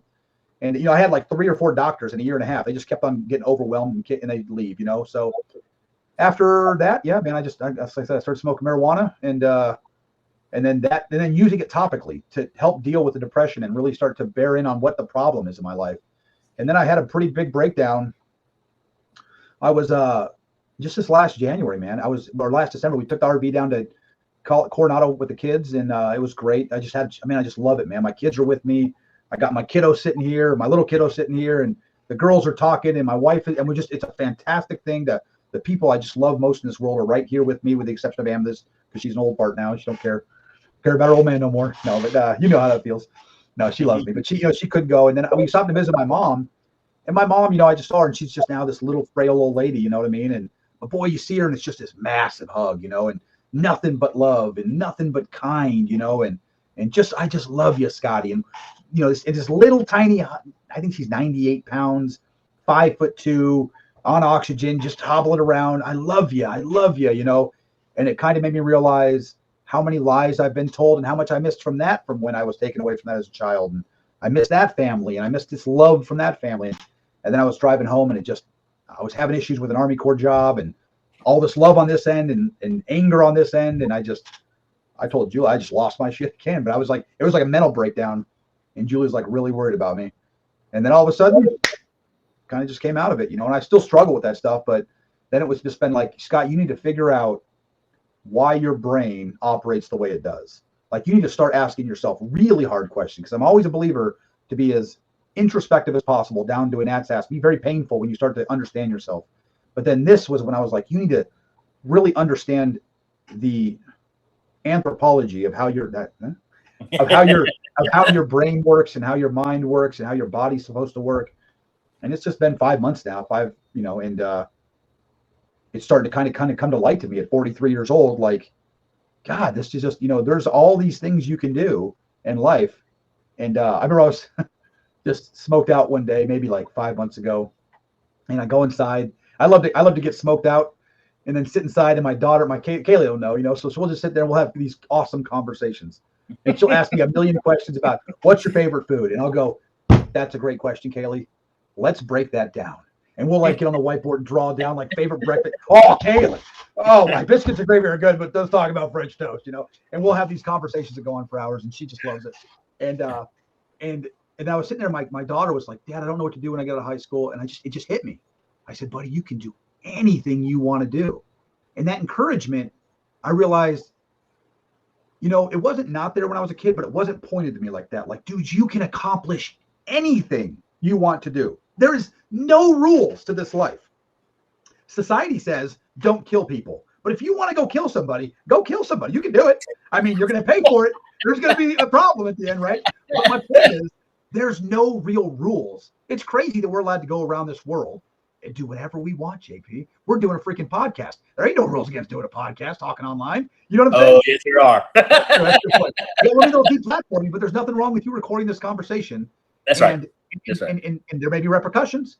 You may try to cancel you, but you can do whatever you want. And I started realizing this in life and going, well, let's break that down. Let's break down how interesting it is that I chose the path that I chose. And then that starts making you realize everywhere I'm at today, the exact spot, me talking to Justin P. Law, having a conversation with my man, is a result of 43 and a half years of my decisions. Every single one of my decisions resulted in this moment right here. And then an hour from now, every decision I made in my life resulted in that hour. Like, because in the next hour, I could hang up with you, drink a fifth, and go run my car off a cliff, right? And that's where I'll be an hour from now if I make those decisions. Or we can hang up, I go in, kiss my kiddo on the cheek and make sure she brushes her teeth and put her to bed and tell her how much I love her and read her a story. And that's another decision I can make that'll bring me a certain different kind of a joy. And it'll have other repercussions. And so I think it's so important, man, that we start realizing this stuff. Like life, I'm starting to realize life, it doesn't just happen. We are here because of our decisions. And the cool part about that, Justin, and the positive to stick out of that, and it's what's really kind of helped me start to pull out of that depression, is that if I don't like where I'm at right now, just make different decisions. Just make a course correction on that ship. Just come right, steer course 330 for a bit. You know what I mean? See if that makes a little difference. I don't like that. Oh crap, that's worse. Come left. You know what I mean? Just steer that ship a different direction. You know what I mean? And that's I don't know, that's kind of how I've gotten to where I'm at. And that's kind of how I got to the thinking I have now. And that's kind of the thinking I'm trying to build on in the future. You know what I mean? I hear you. It's good stuff. I love it. That's a long answer to a short question. Yeah, I feel like it needs to be, and that's the thing, especially trying to influence people. I'm gonna make it very clear to folks as time goes on, especially when I start to advertise a little bit more. Yeah, I'm gonna be like, listen, man, this ain't your quick fix, right? And you need to get a feel for the where others are coming from, and maybe one thing will be said that you're like, oh, bro, I get it, even in some of the smallest of details. So I don't know, substance is important, and length sometimes, especially today, that's a big part of the problem that we have is, and I'm guilty of it. I'm so busy right now, man. I work full time. I'm going to college full time. Nice. Online, of course, right? And I can take shortcuts if I need to, but it's still a lot of information I got to try to figure out, and I got to do a lot of writing, a lot of typing, Yeah. And then I'm trying to do this garden thing, and I got all kinds of things, going on, and I can easily not. Today, I was thinking about it riding home in my truck. I was like, man, I should be listening to my school book, or I should be doing this. And I was like, you know what? No, I'm struggling today. I need to be just focused on where I'm at. I need to take some time to chill and just think and let everything come into alignment. And that's healthier. That's better for me right now. And that's just, it's unfortunate. And I want to be careful because, man, my mom's generation, probably, your parents' generation for sure. Cause they're really close. I know your dad was older, right? 71. He's 71. Right. But, definitely probably starting from his time, going down 20 something years, you got a lot of hating on their mom and dads for not, doing something for them, or everything sucks for them. And, I think they kind of pass that down to us a little bit. So I want to be careful not to blame everyone else, but at the same time, I can't help but be like, dude, we weren't taught these things. And I mean, even especially the even 40-year-old equal in age officers you were talking about earlier weren't taught. The things that we were taught, man, are not in line with just, I don't know, right living, righteousness, down to, so I want to say this before I miss the opportunity to, we keep talking about anthropology and the study of human history and how that, how that affects us today. And sure, we could use the term, evolution, but I'll go so far as how you were talking about respecting how we're wired. I like to look at it as respecting how we're designed. And Yeah, sure, same thing. Yep. Same idea, right? And Yep. and I actually, it's funny you said what you said about the Egyptians, right? About how they're gardening, and if you think about it too, what else did they do? Right? They had their slaves build them cities. Yeah. Right. They would congregate into certain areas, and it's interesting. I was, if you look, I only have right now, I'm struggling with what teachings I did from my church days here just recently, over the past 2 years that I want to share. I even started to share one of them that I thought was really good, and then I haven't even put part 3 out there yet, the gospel discussion of that day that we did these teachings, because we would sit here in this house and have like a 2.5 hour Bible study. Yeah. I didn't put part 3 in, and I've talked about this on some of the other episodes because it was a little controversial and it was kind of difficult. But regardless of that, part 1 is about all the other parts have their own controversy because I'm talking from the Bible and I speak my mind. I'm an open book, like you said. And sometimes I say things that my wife's like, "Oh, I cannot believe you just said that," on YouTube at church as a pastor. I mentioned, literally, I say in the only, I have an introduction. I have part 1 and part 2 on my YouTube page. If you go look at it, YouTube channel, shouldn't say page. That makes me sound old and stupid. Yeah. My page, that Facebook thing that they're doing. You might call it up. Yeah. The YouTube, like the Walmart, The YouTube, yeah. The YouTube.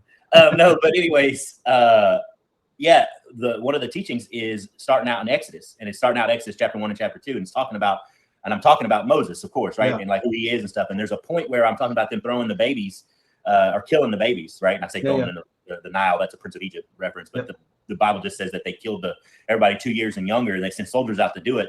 Yeah. And I basically was like comparing the city life, and again, I wasn't trying to be political or controversial, but I was basically comparing like this concept and the idea of how that culture, like some of the Greek city cultures, right, including like the Spartans and stuff like that. We see that in the movie 300, where if you looked like you were going to be weak and you had a deficiency, you were thrown over the hill, right? And if you go through an almost like historical / anthropological study, and you look at the people who had major handicaps that had major impact in the goodness of human society today, it's a crazy list, right? Yeah. And so their understanding of everything from food to how do we live? We live in these big old stone giant buildings, the bigger, more prestigious, more beautiful that it looks, right? To their respect for life and their lack of care for it, and just of course these slave children are nothing.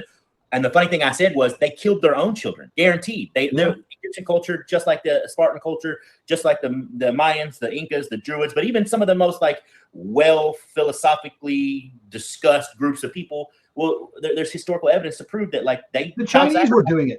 Yeah, everybody, right?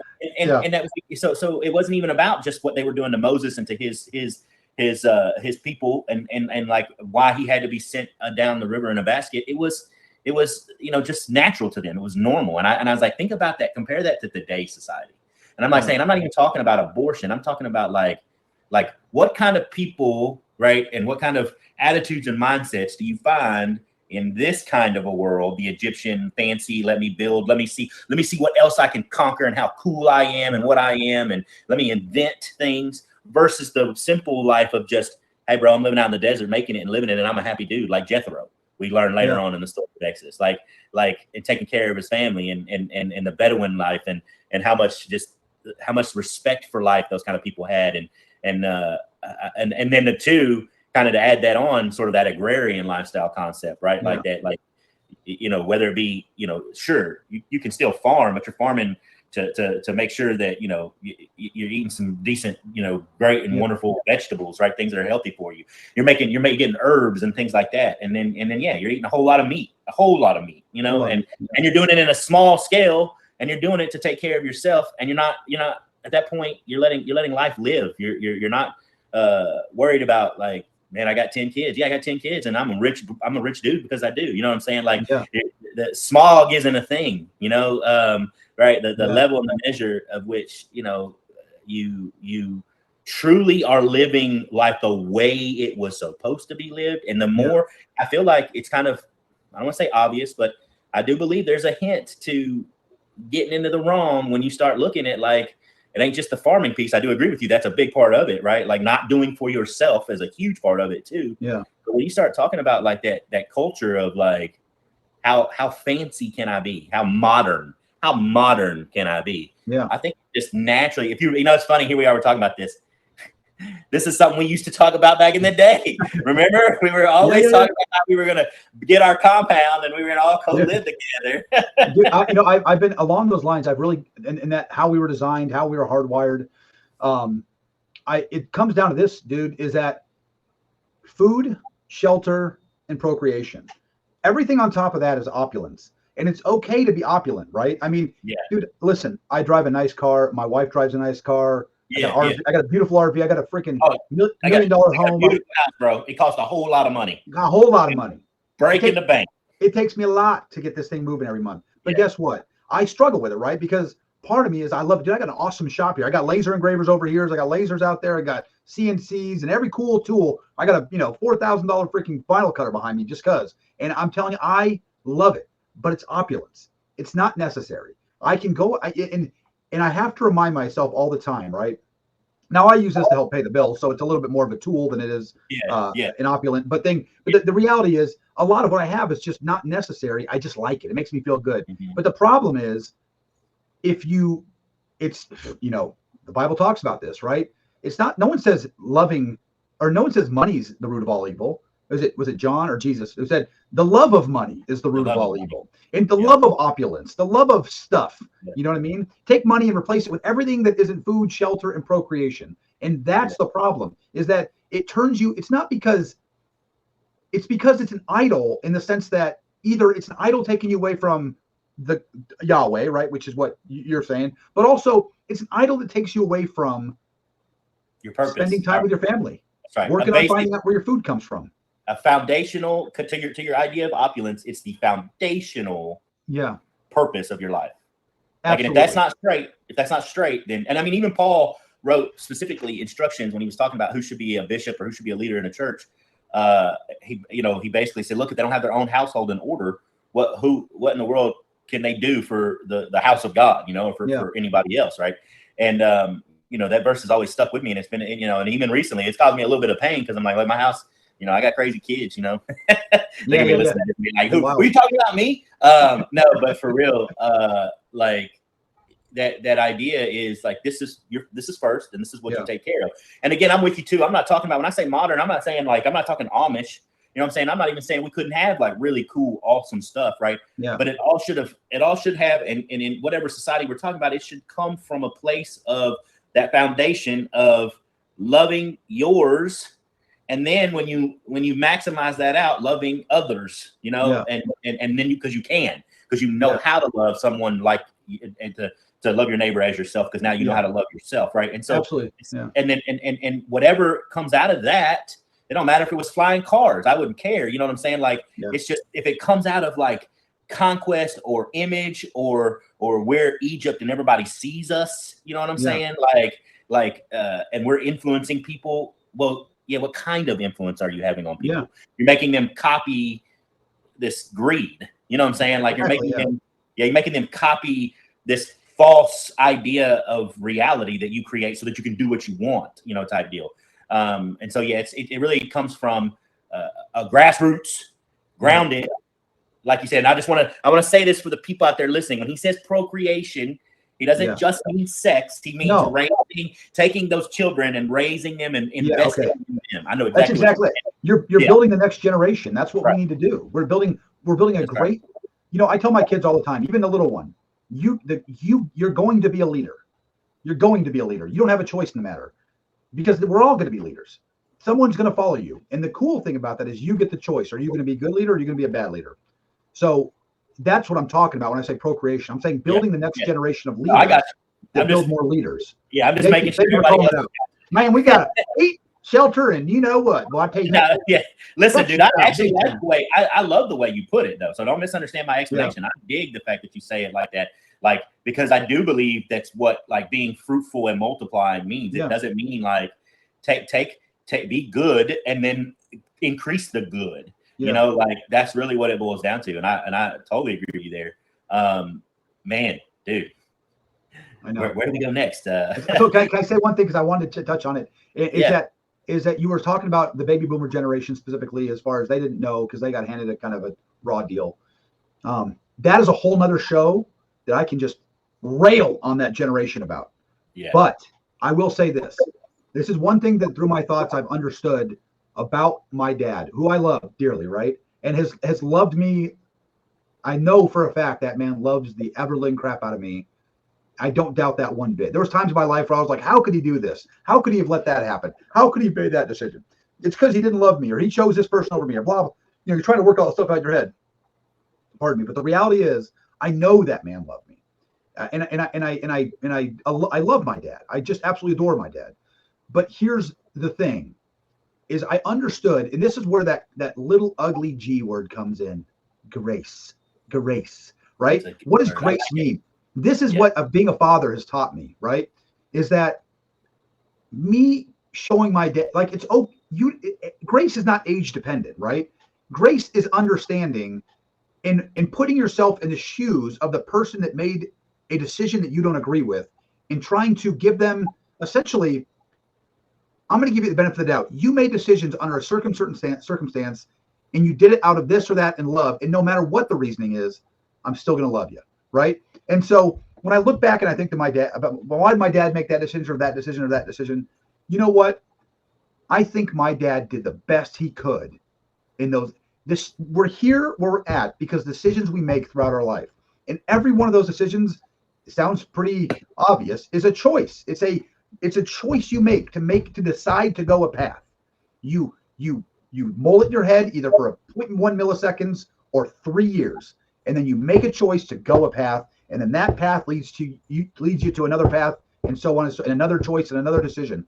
And my dad, the things maybe I didn't agree with when I was young, I have to remember that's the first time that this man who grew up under who he adores, an alcoholic father who beat the living hell out of him, this is the first time that man who was taught by him and his grandfather, this is how you handle young men, is to beat the shit out of them, right?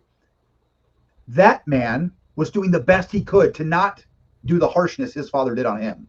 And that was the best he could.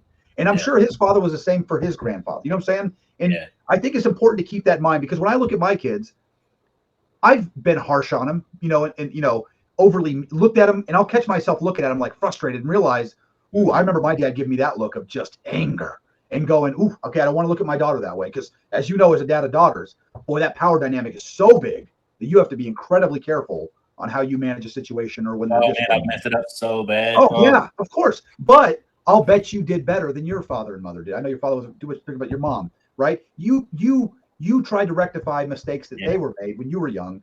And so I try to realize, and I try to push that grace up the chain a little bit and say, you know what? Yeah, maybe I don't think he made the right decision on this spot or this spot, but I know that my dad loved me, and I know he did the best damn job he could with that information he had at the time. And here I am. I'm doing okay, JP. I mean, I got a wife that is just an absolute freaking rock of my life. All of our ups and downs. It was me. I was a freaking mess, right? And I'm married to a freaking goddamn rock. You know what I mean? and she's a beautiful woman who gave me 3 beautiful children. And that's what you want. That's the goal. And in 20 years, we've been married dang near, and I've known this woman since I was 11 years old. I've been in love. Who gets that? You know what I mean? And so what I'm saying is that who I am today is a result of my decisions. And part of those decisions is recognizing that the people who came before me were not perfect, just like I'm not perfect. And I need to give them grace, because one day I'm going to be asking my daughters for grace. One day they're going to come to me and go, you hurt me, Dad, 20 years ago. And I'm going to go, God, I'm right. You're right. And I remember that, and I messed up, and boy, all I can do is ask your forgiveness, and I love you. You know what I mean? And that's what being a dad's about. And that's what the next generation should be doing, is holding us to account for our mistakes. And man, I made a lot of them. And so if that's what I expect, then I need to hold my dad to account, but I need to give him the understanding that man did the best he could. And so that generation did the best they could. And I may not like the decisions they made, but guess what? They were hardwired for 3 things, right? They were designed for 3 things, and they missed that too, right? When they started going into opulence, you know what I mean? And they forgot those 3 things. But when they remembered them, they did the best they could. And that's how I kind of try to keep this in perspective moving forward, and to help make me a better father going down the road as well. You know what I mean? No, that's good, man. I'm with you. And I should probably I want to be careful with the way it's hard, right? It's hard. It's really hard in these podcasts where, you don't, or vlogs or whatever you want to call it, where you don't, you got to piece things together sometimes. Yeah. And, but, I definitely, my thing with that generation, especially my mom and my uncles, and man, I hope they know I love them, especially right now. Me and my mom are not on good terms, but I hope my uncles don't get offended by what I'm about to say. But they live too much in what wasn't. You know what I'm saying? And I've noticed that, like, my wife's mom.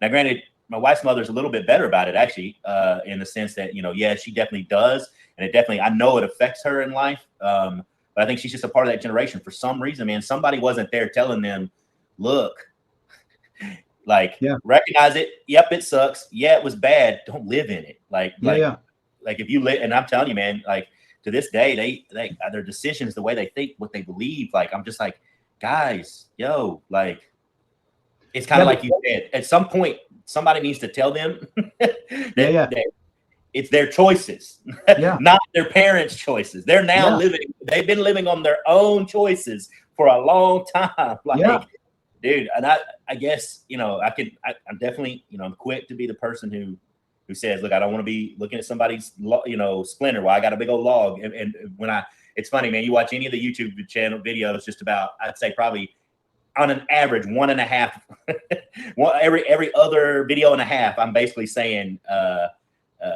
hey, I'm going to make a hat, and my hat's going to be this thing that just fits on your head that has a stick just sticking out of your eye so that you remember not to judge other people. Right. Yeah. And, but I think in this area where I've gotten to in life, even with my recent mistakes, I can say that, like, I recognized a while back ago, like, I can't live there. If I live there, like, it's not, I'm at that, man, you're just not focusing on you, focusing on everybody and everything else. And you need to work on you. And you're living somebody else's poor decisions. That's right. Don't do it. You can't live somebody else's poor decisions. No. Because you still have to deal with your own poor decisions. That's right. That's right. Yeah. And sure, they're those poor decisions that somebody else made that had such a large influence on you.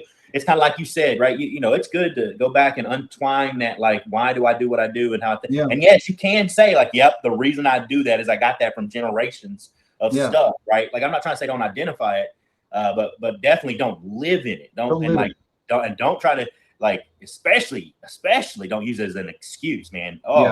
That's the worst. And I did for years. You go to these psychiatrists and they tell you, well, let's talk about your father. Let's talk about your stepmother. Let's talk about your family. And I just after like months, you're like, geez, I'm tired of talking. It's like wearing me out. And you go, here's the thing, dude, is that it is great to recognize that stuff, but don't live in it. And here's once you have pinpointed, yep, I remember my dad did this when I was this age, and this is why I remember thinking in my head, boom, that's the time that I said F this, right? Well, okay, great, you got it. Now you know what it is. So now we're in a new second of your life where now you have a new choice to make. What decision are you going to make? What path are you going to take? And so, great. Now you've found that there's a mine in front of you or there's a mine behind you. Well, when you have a mine behind you, the first thing you do is go as far from the mine as possible. And so you course correct. You don't turn around and hang around the freaking mine. You course correct. Stupid mine. You see this mine right here? You're a stupid mine. It was suck. You blow up, you little pussy. I mean, but what are we doing here? You know what I mean? And what we're doing is we're and there's a great analogy. You're just collecting mines. And if you look at yourself like a freaking warship, if you look at yourself like a beast or a monster or whatever you want to call yourself to make you feel good about yourself, you don't hang around and collect landmines. You don't hang around and collect water mines. You go away from them and you learn not to go back in that area. And you go, you know what? I need to course correct. I need to change the direction I'm going. And I need to go find the next path to success. Yeah. And I think people really struggle with that. And like you said, man, just don't hang around them. Just don't hang around them. It's important to know what they are. Be introspective. Nail it on the head and then now you have don't look at it like, oh, this sucks. Now I know why I hate my life. Go, no. Now I get the opportunity to make a hard decision and go in a direction that's going to better me. I don't care how hard it is, and it is going to be hard because guess what? Life is hard, baby. We're right back to that theme, aren't we? Life is hard and you're going to make hard decisions all day long. And that's how you get better. Yeah, man. It's good. It's good stuff. I will say this. We probably close with this because, man, we could keep going all night. Oh, my God. Yeah, I do find it interesting that what really truly got you down and out over the years to the point of snapping was leadership and like the way people treat other people, right? Lack of empathy. Yeah, a lack of empathy. And I was there. I've been there many times before. I wouldn't say many times. I shouldn't say like that. That's kind of silly, but I've traveled a similar road, and I think a lot of people that I know have as well. And I want to say this because it's really important, and that's why I think it's a good closing point. Scott, like you were one of the strongest people in my mind that I knew, right? Yeah. And I mean, both physically, right? You know, the guy who got ran over while riding his road bike to work, but he totaled the car. Totally. Like, Totally. I tell that story often. People have a hard time believing it. I wish I had like a newspaper article to prove it. But it's really important to say that too. I over the years, and I guarantee you, there's somebody out there who might remember if they're watching this video. And if you are and you remember this, please, wherever it's at, wherever you're watching it, comment it, because I would love for there to be like a evidence.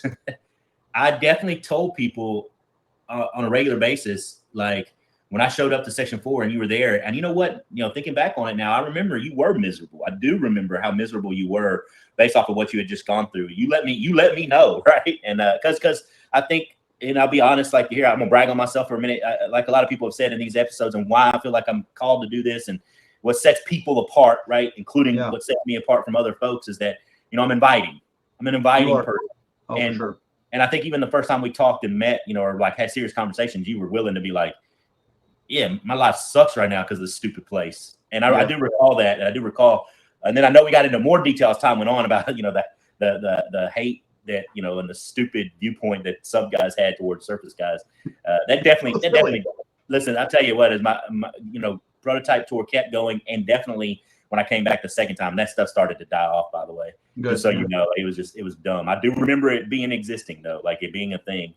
And so anyways, and I felt real bad here real quick in the same vein of thought. The second episode especially, and I actually call it Saturday, Sunday, and nights because my buddy always used to say that SSN, right? For Saturday, Sundays, and nights. Yeah, and because we were so focused on SSBNs and SSNs so much, we talked about it. Like as we talked about prototyping and stuff, we mentioned we made it sound like the only people that did nuclear power was submariners. So I had to apologize for it in the third episode and basically be like, I realized. But on that note, the thing I wanted to say about your strength and like who you are, bro, I tell people I didn't know what a real LPO was until I met you. Like, man, I appreciate that. Yeah, and I mean that like deep from my gut. I tell you, like between you and then Jason Morgan as well. Amazing guy. Yeah, the two of you and the way you just handled things, the way you led, and the way you protected people, and the way you cared about like what people were dealing with, and you were very capable as LPOs of getting the job. You were able to show everyone you could do both. I'm serious, man. I tell people on a regular basis, you're first for sure. Sometimes I didn't even mention Jason's name. No offense to Jason, but I didn't know what a leader was in the Navy, especially until I met you. And look, I say that, and here's the gist of that. I had an awesome EDMC. So if he's watching this video, here's a shout out, Rich O'Gwen. You were a great leader, and you taught me like, hey, you can read things and learn from other people about how to be leaders. It's not just this thing that people in the Navy suck at. So he was really great at that. And then I had a really good first chief, right? I don't want to take anything away from him, but he was struggling with his stuff, and and I was junior, and so like my connection with him was minimal, right? But my second chief, as I worked with him, he was not only a great leader, but he went on to be probably one of the best EDMCs the Navy has seen in a long time. Like he was that good. Awesome. And engineering department master chief, right? So he's in charge of all the nukes, right, on a submarine. So it's not. I don't want to take anything away from them on my first boat. I want to say that they were good leaders, and I definitely had some good LPOs, but I never had. You were the first peer I came across where I was like, or somebody that maybe even just a little bit ahead of me, where I was like, oh, that's how you do that. Right. And I'm going to tell you, to be honest with you, your method and the way that you guys handle things, especially because you used to have to deal with such people on such a large scale. You had such a big collection, right? I was like, bro, if my LPOs, who were great LPOs, had the same viewpoints that you guys have, they would have been unstoppable. The best leaders ever. You know what I'm saying? And so I truly mean that, man. Like, I appreciate that, man. That means a lot to me. I promise you, there's somebody out here who can testify that I've said that before. And I said it in light of, like when anytime anybody would even come close to being like talking trash about surface guys, I also would always say it then.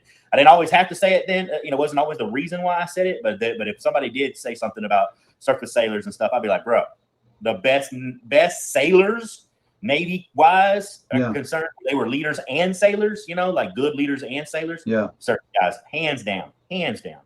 And so appreciate that.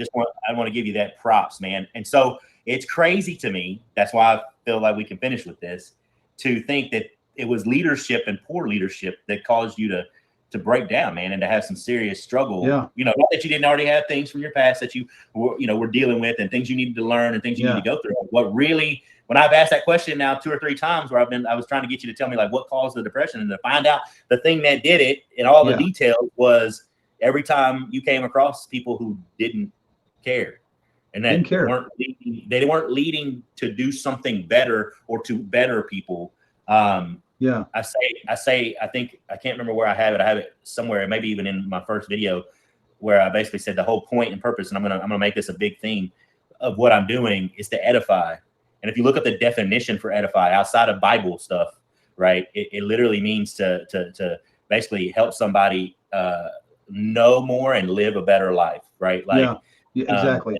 And that is just fundamentally a thing that, as long as you think like that and that's what you want to do for people, then wisdom and kindness and love is useless if it's not passed to the next person. And it becomes more valuable the more people you pass it to. And kindness doesn't, I won't get on a tirade anymore. Kindness, people misunderstand what kindness means when it comes to leading through a position of kindness and respect. Kindness isn't giving everybody exactly what they want. Kindness isn't being a buddy with everybody. Kindness is putting your people in a spot that they're forced to choose successful decisions in. And when they don't choose that successful decision, picking them up, giving them whatever motivation they need, positive and negative, to keep them moving to make those positive decisions. That's kind. That's the one where people will call you 6 years later and go, hey man, I just want to know I got my degree and you changed my life back there in the angel room. That's when JP Law tells you 20 years later, 16 years later, hey man, I want to let you know the impact you had on me. I mean, dude, that does my heart so good, Justin. And we're friends, we're peers, and and you look at me like that, and because I look at you going, God, I just miss his wisdom, man. Justin had so much wisdom, like you could talk to that guy about anything, and I just love being around you. One of my things, one of the people I miss most in the Navy, on conversing on a regular basis, and not Navy in life, dude, is you, man. And so I appreciate that, man, quite a bit, and I'm glad you told me that.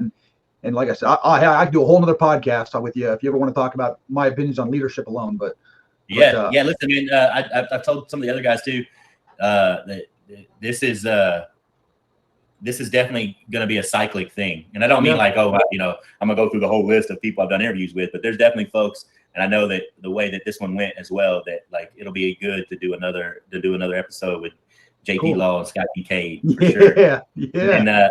And then we can definitely maybe even address some certain topics. But we talked a little bit.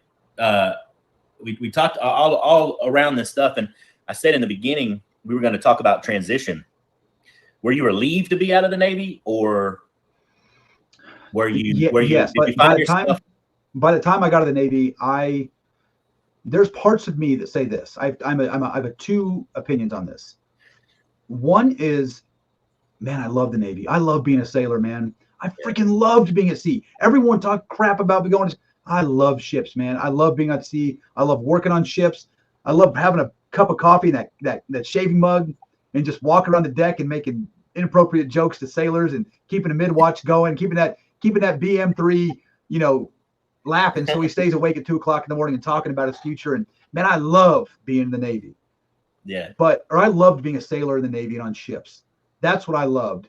I loved being a leader with this like group of people that, they get a bad rap because any one mistake in the military, everyone's vilified for it. But God, I met some of the most amazing young people and older people even in my life in the Navy. And these people don't exist in the civilian world, I found. That's one aspect, right? And the other aspect is I freaking hate the Navy. It's a bureaucratic mess. And by the time I got out, I was so sick of arguing about my GMT that didn't get done 30 days early and not signing this thing off that was completely pointless and superfluous that doesn't help anybody be a better ship driver. I got so sick of that. And part of that was the Nuke Navy, despite all its problems, is run like a top.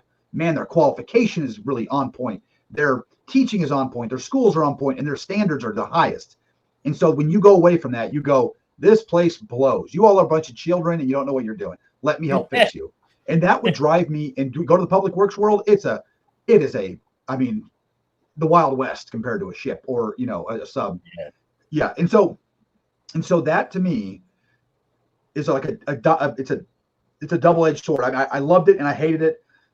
Part of me thinks I should have got out. I should have got out when I had, you know, at my 9 year after that prototype tour, I got my degree. I had that offer at Brattleboro when it was still operating, or at Tom's River. They had a spot for me, and I didn't take it because I wanted to be an officer and I wanted to be a leader. That was my goal. And I remember the decision when that was made, and I was finally able to accomplish that. And some days I look back and go, what if I just didn't? What if I just had gone to a plant and lived my life, and maybe I wouldn't have been all these issues, right? But I've learned so much about myself throughout that here I am. Whether I like it or not, I can't live in that thought too much anymore. And the transition in the last 3 years has been a challenge, learning how to go from a true brotherhood where I cannot stand that dick living below me in a rack below me. Can't stand him. But I know for a fact when there's general quarters, I know that dude's going to be my number one nozzleman. He's going to give me good reports. And I know to a lot of people who may hear this who are still in go, oh, dig it, right? But when you get out and you've been out with that for a while, man, it's tough to recognize that this cutthroat mentality where people do not understand leadership. You know, when I do job interviews now, I used to go and talk about how passionate I was about building a team and process and leadership. And I think most people would hear that middle management level and go, okay, he's saying what he has to say to get hired. And they'd hire me because I had the qualifications. But then I'd get there and I'd be that guy, right? And all of a sudden you deal with this forces of everyone's afraid now he's trying to take my job. When in my head, I'm on a ship. I'm not taking Chief's job. I want Chief to succeed. Chief does well, my fit rep does well. If Chief does well, my guys do well. If my guys do well, Chief does well. Our ship does well. We have a really good deployment. The guys I live and work and eat and sleep and play with, those guys, if they do well, we will do well as humans. And now here I am in the civilian world. F that guy. I mean, I don't think that, right? But I live in this world where it's just this big, how can I make myself look a little bit better than that guy? How can I put that guy down to make myself look better? And I've absolutely struggled with that part of my transition. And you know what's interesting about that? And I'll keep going, is that recently when I kind of had that epiphany about 5 months ago, I said, you know what, Scott? Because everyone tells me all the time, you wear your heart on your sleeve, Scott. You need to stop caring about others so much. You need to take care of yourself. Everyone says that. And to an extent, they're right? If I want to be successful in this world, that's what you got to do. Put yourself number one. Put you and just you, F everybody else. And I kind of made a decision. I said, Scott, that is not the world you are in. You are not going to be happy caring about Scott Kincaid. And I'm never going to look. Now, there's got to be a line. I got to work on that, not just take care of everybody else and never take care of me, which has been my MO for years. But I don't want to live a life where I don't have kindness and respect geared towards every person I work with. I don't want to live a life where I'm working and people aren't part of my team day one. You're my brother, Justin. If you called me tomorrow and said, Scott, I need you in Mississippi, I would take leave and I'd be in Mississippi. And that's how I think in life. And I don't want to live in a world where that's not me. And I don't think the world wants me to be in that world where that's not me, because that's what has served me well throughout the years. And it's served people with me well throughout the years. And, as soon as I kind of made that decision, I told everyone who told me that, I said, you're done. Stop talking to me like that. You're out of my circle. You're either understanding who I am and you're understanding we're building a team. And, the train's leaving town, baby. You get on the Kincaid train or it's freaking gone, baby. And you're going to be stuck in the station and wishing you were here because we're going to Awesomeville, right? And I made that decision. Within 3 months, I had, hey, Scott, would you consider coming to our company? And we'd like you to run this company for us. We'd like you to manage the Northwest region. A guy hits me up. Hey, you know what, Scott? This old spec war guy, right? He owns a logistics company. Scott, I got an idea. I'd love to bring you on board. And now I'm with this guy who just is very much like me and like you. And we believe in this stuff. And now we're working with people. I'm meeting people who are just like me, who want to be in this world. And it's made me realize, the transition's been tough, but it's also strengthened my resolve to not change my heart, because I don't think I'm wrong. I think we take care of each other, and it's a team event. Life's a team event, dude. And we got to take care of each other. And that's how teams work, and sometimes you're going to be that guard, on the front line, getting kicked in the nuts every day, every second by that tackle across the way. But sometimes you're going to be the quarterback too. And that's pretty awesome. But you're going to be every position on that field. You know what I mean? Because we're a team, and that's life. You know what I mean? I can go. I'm telling you. All right, man. Well, that's good, man. I gotta get to bed.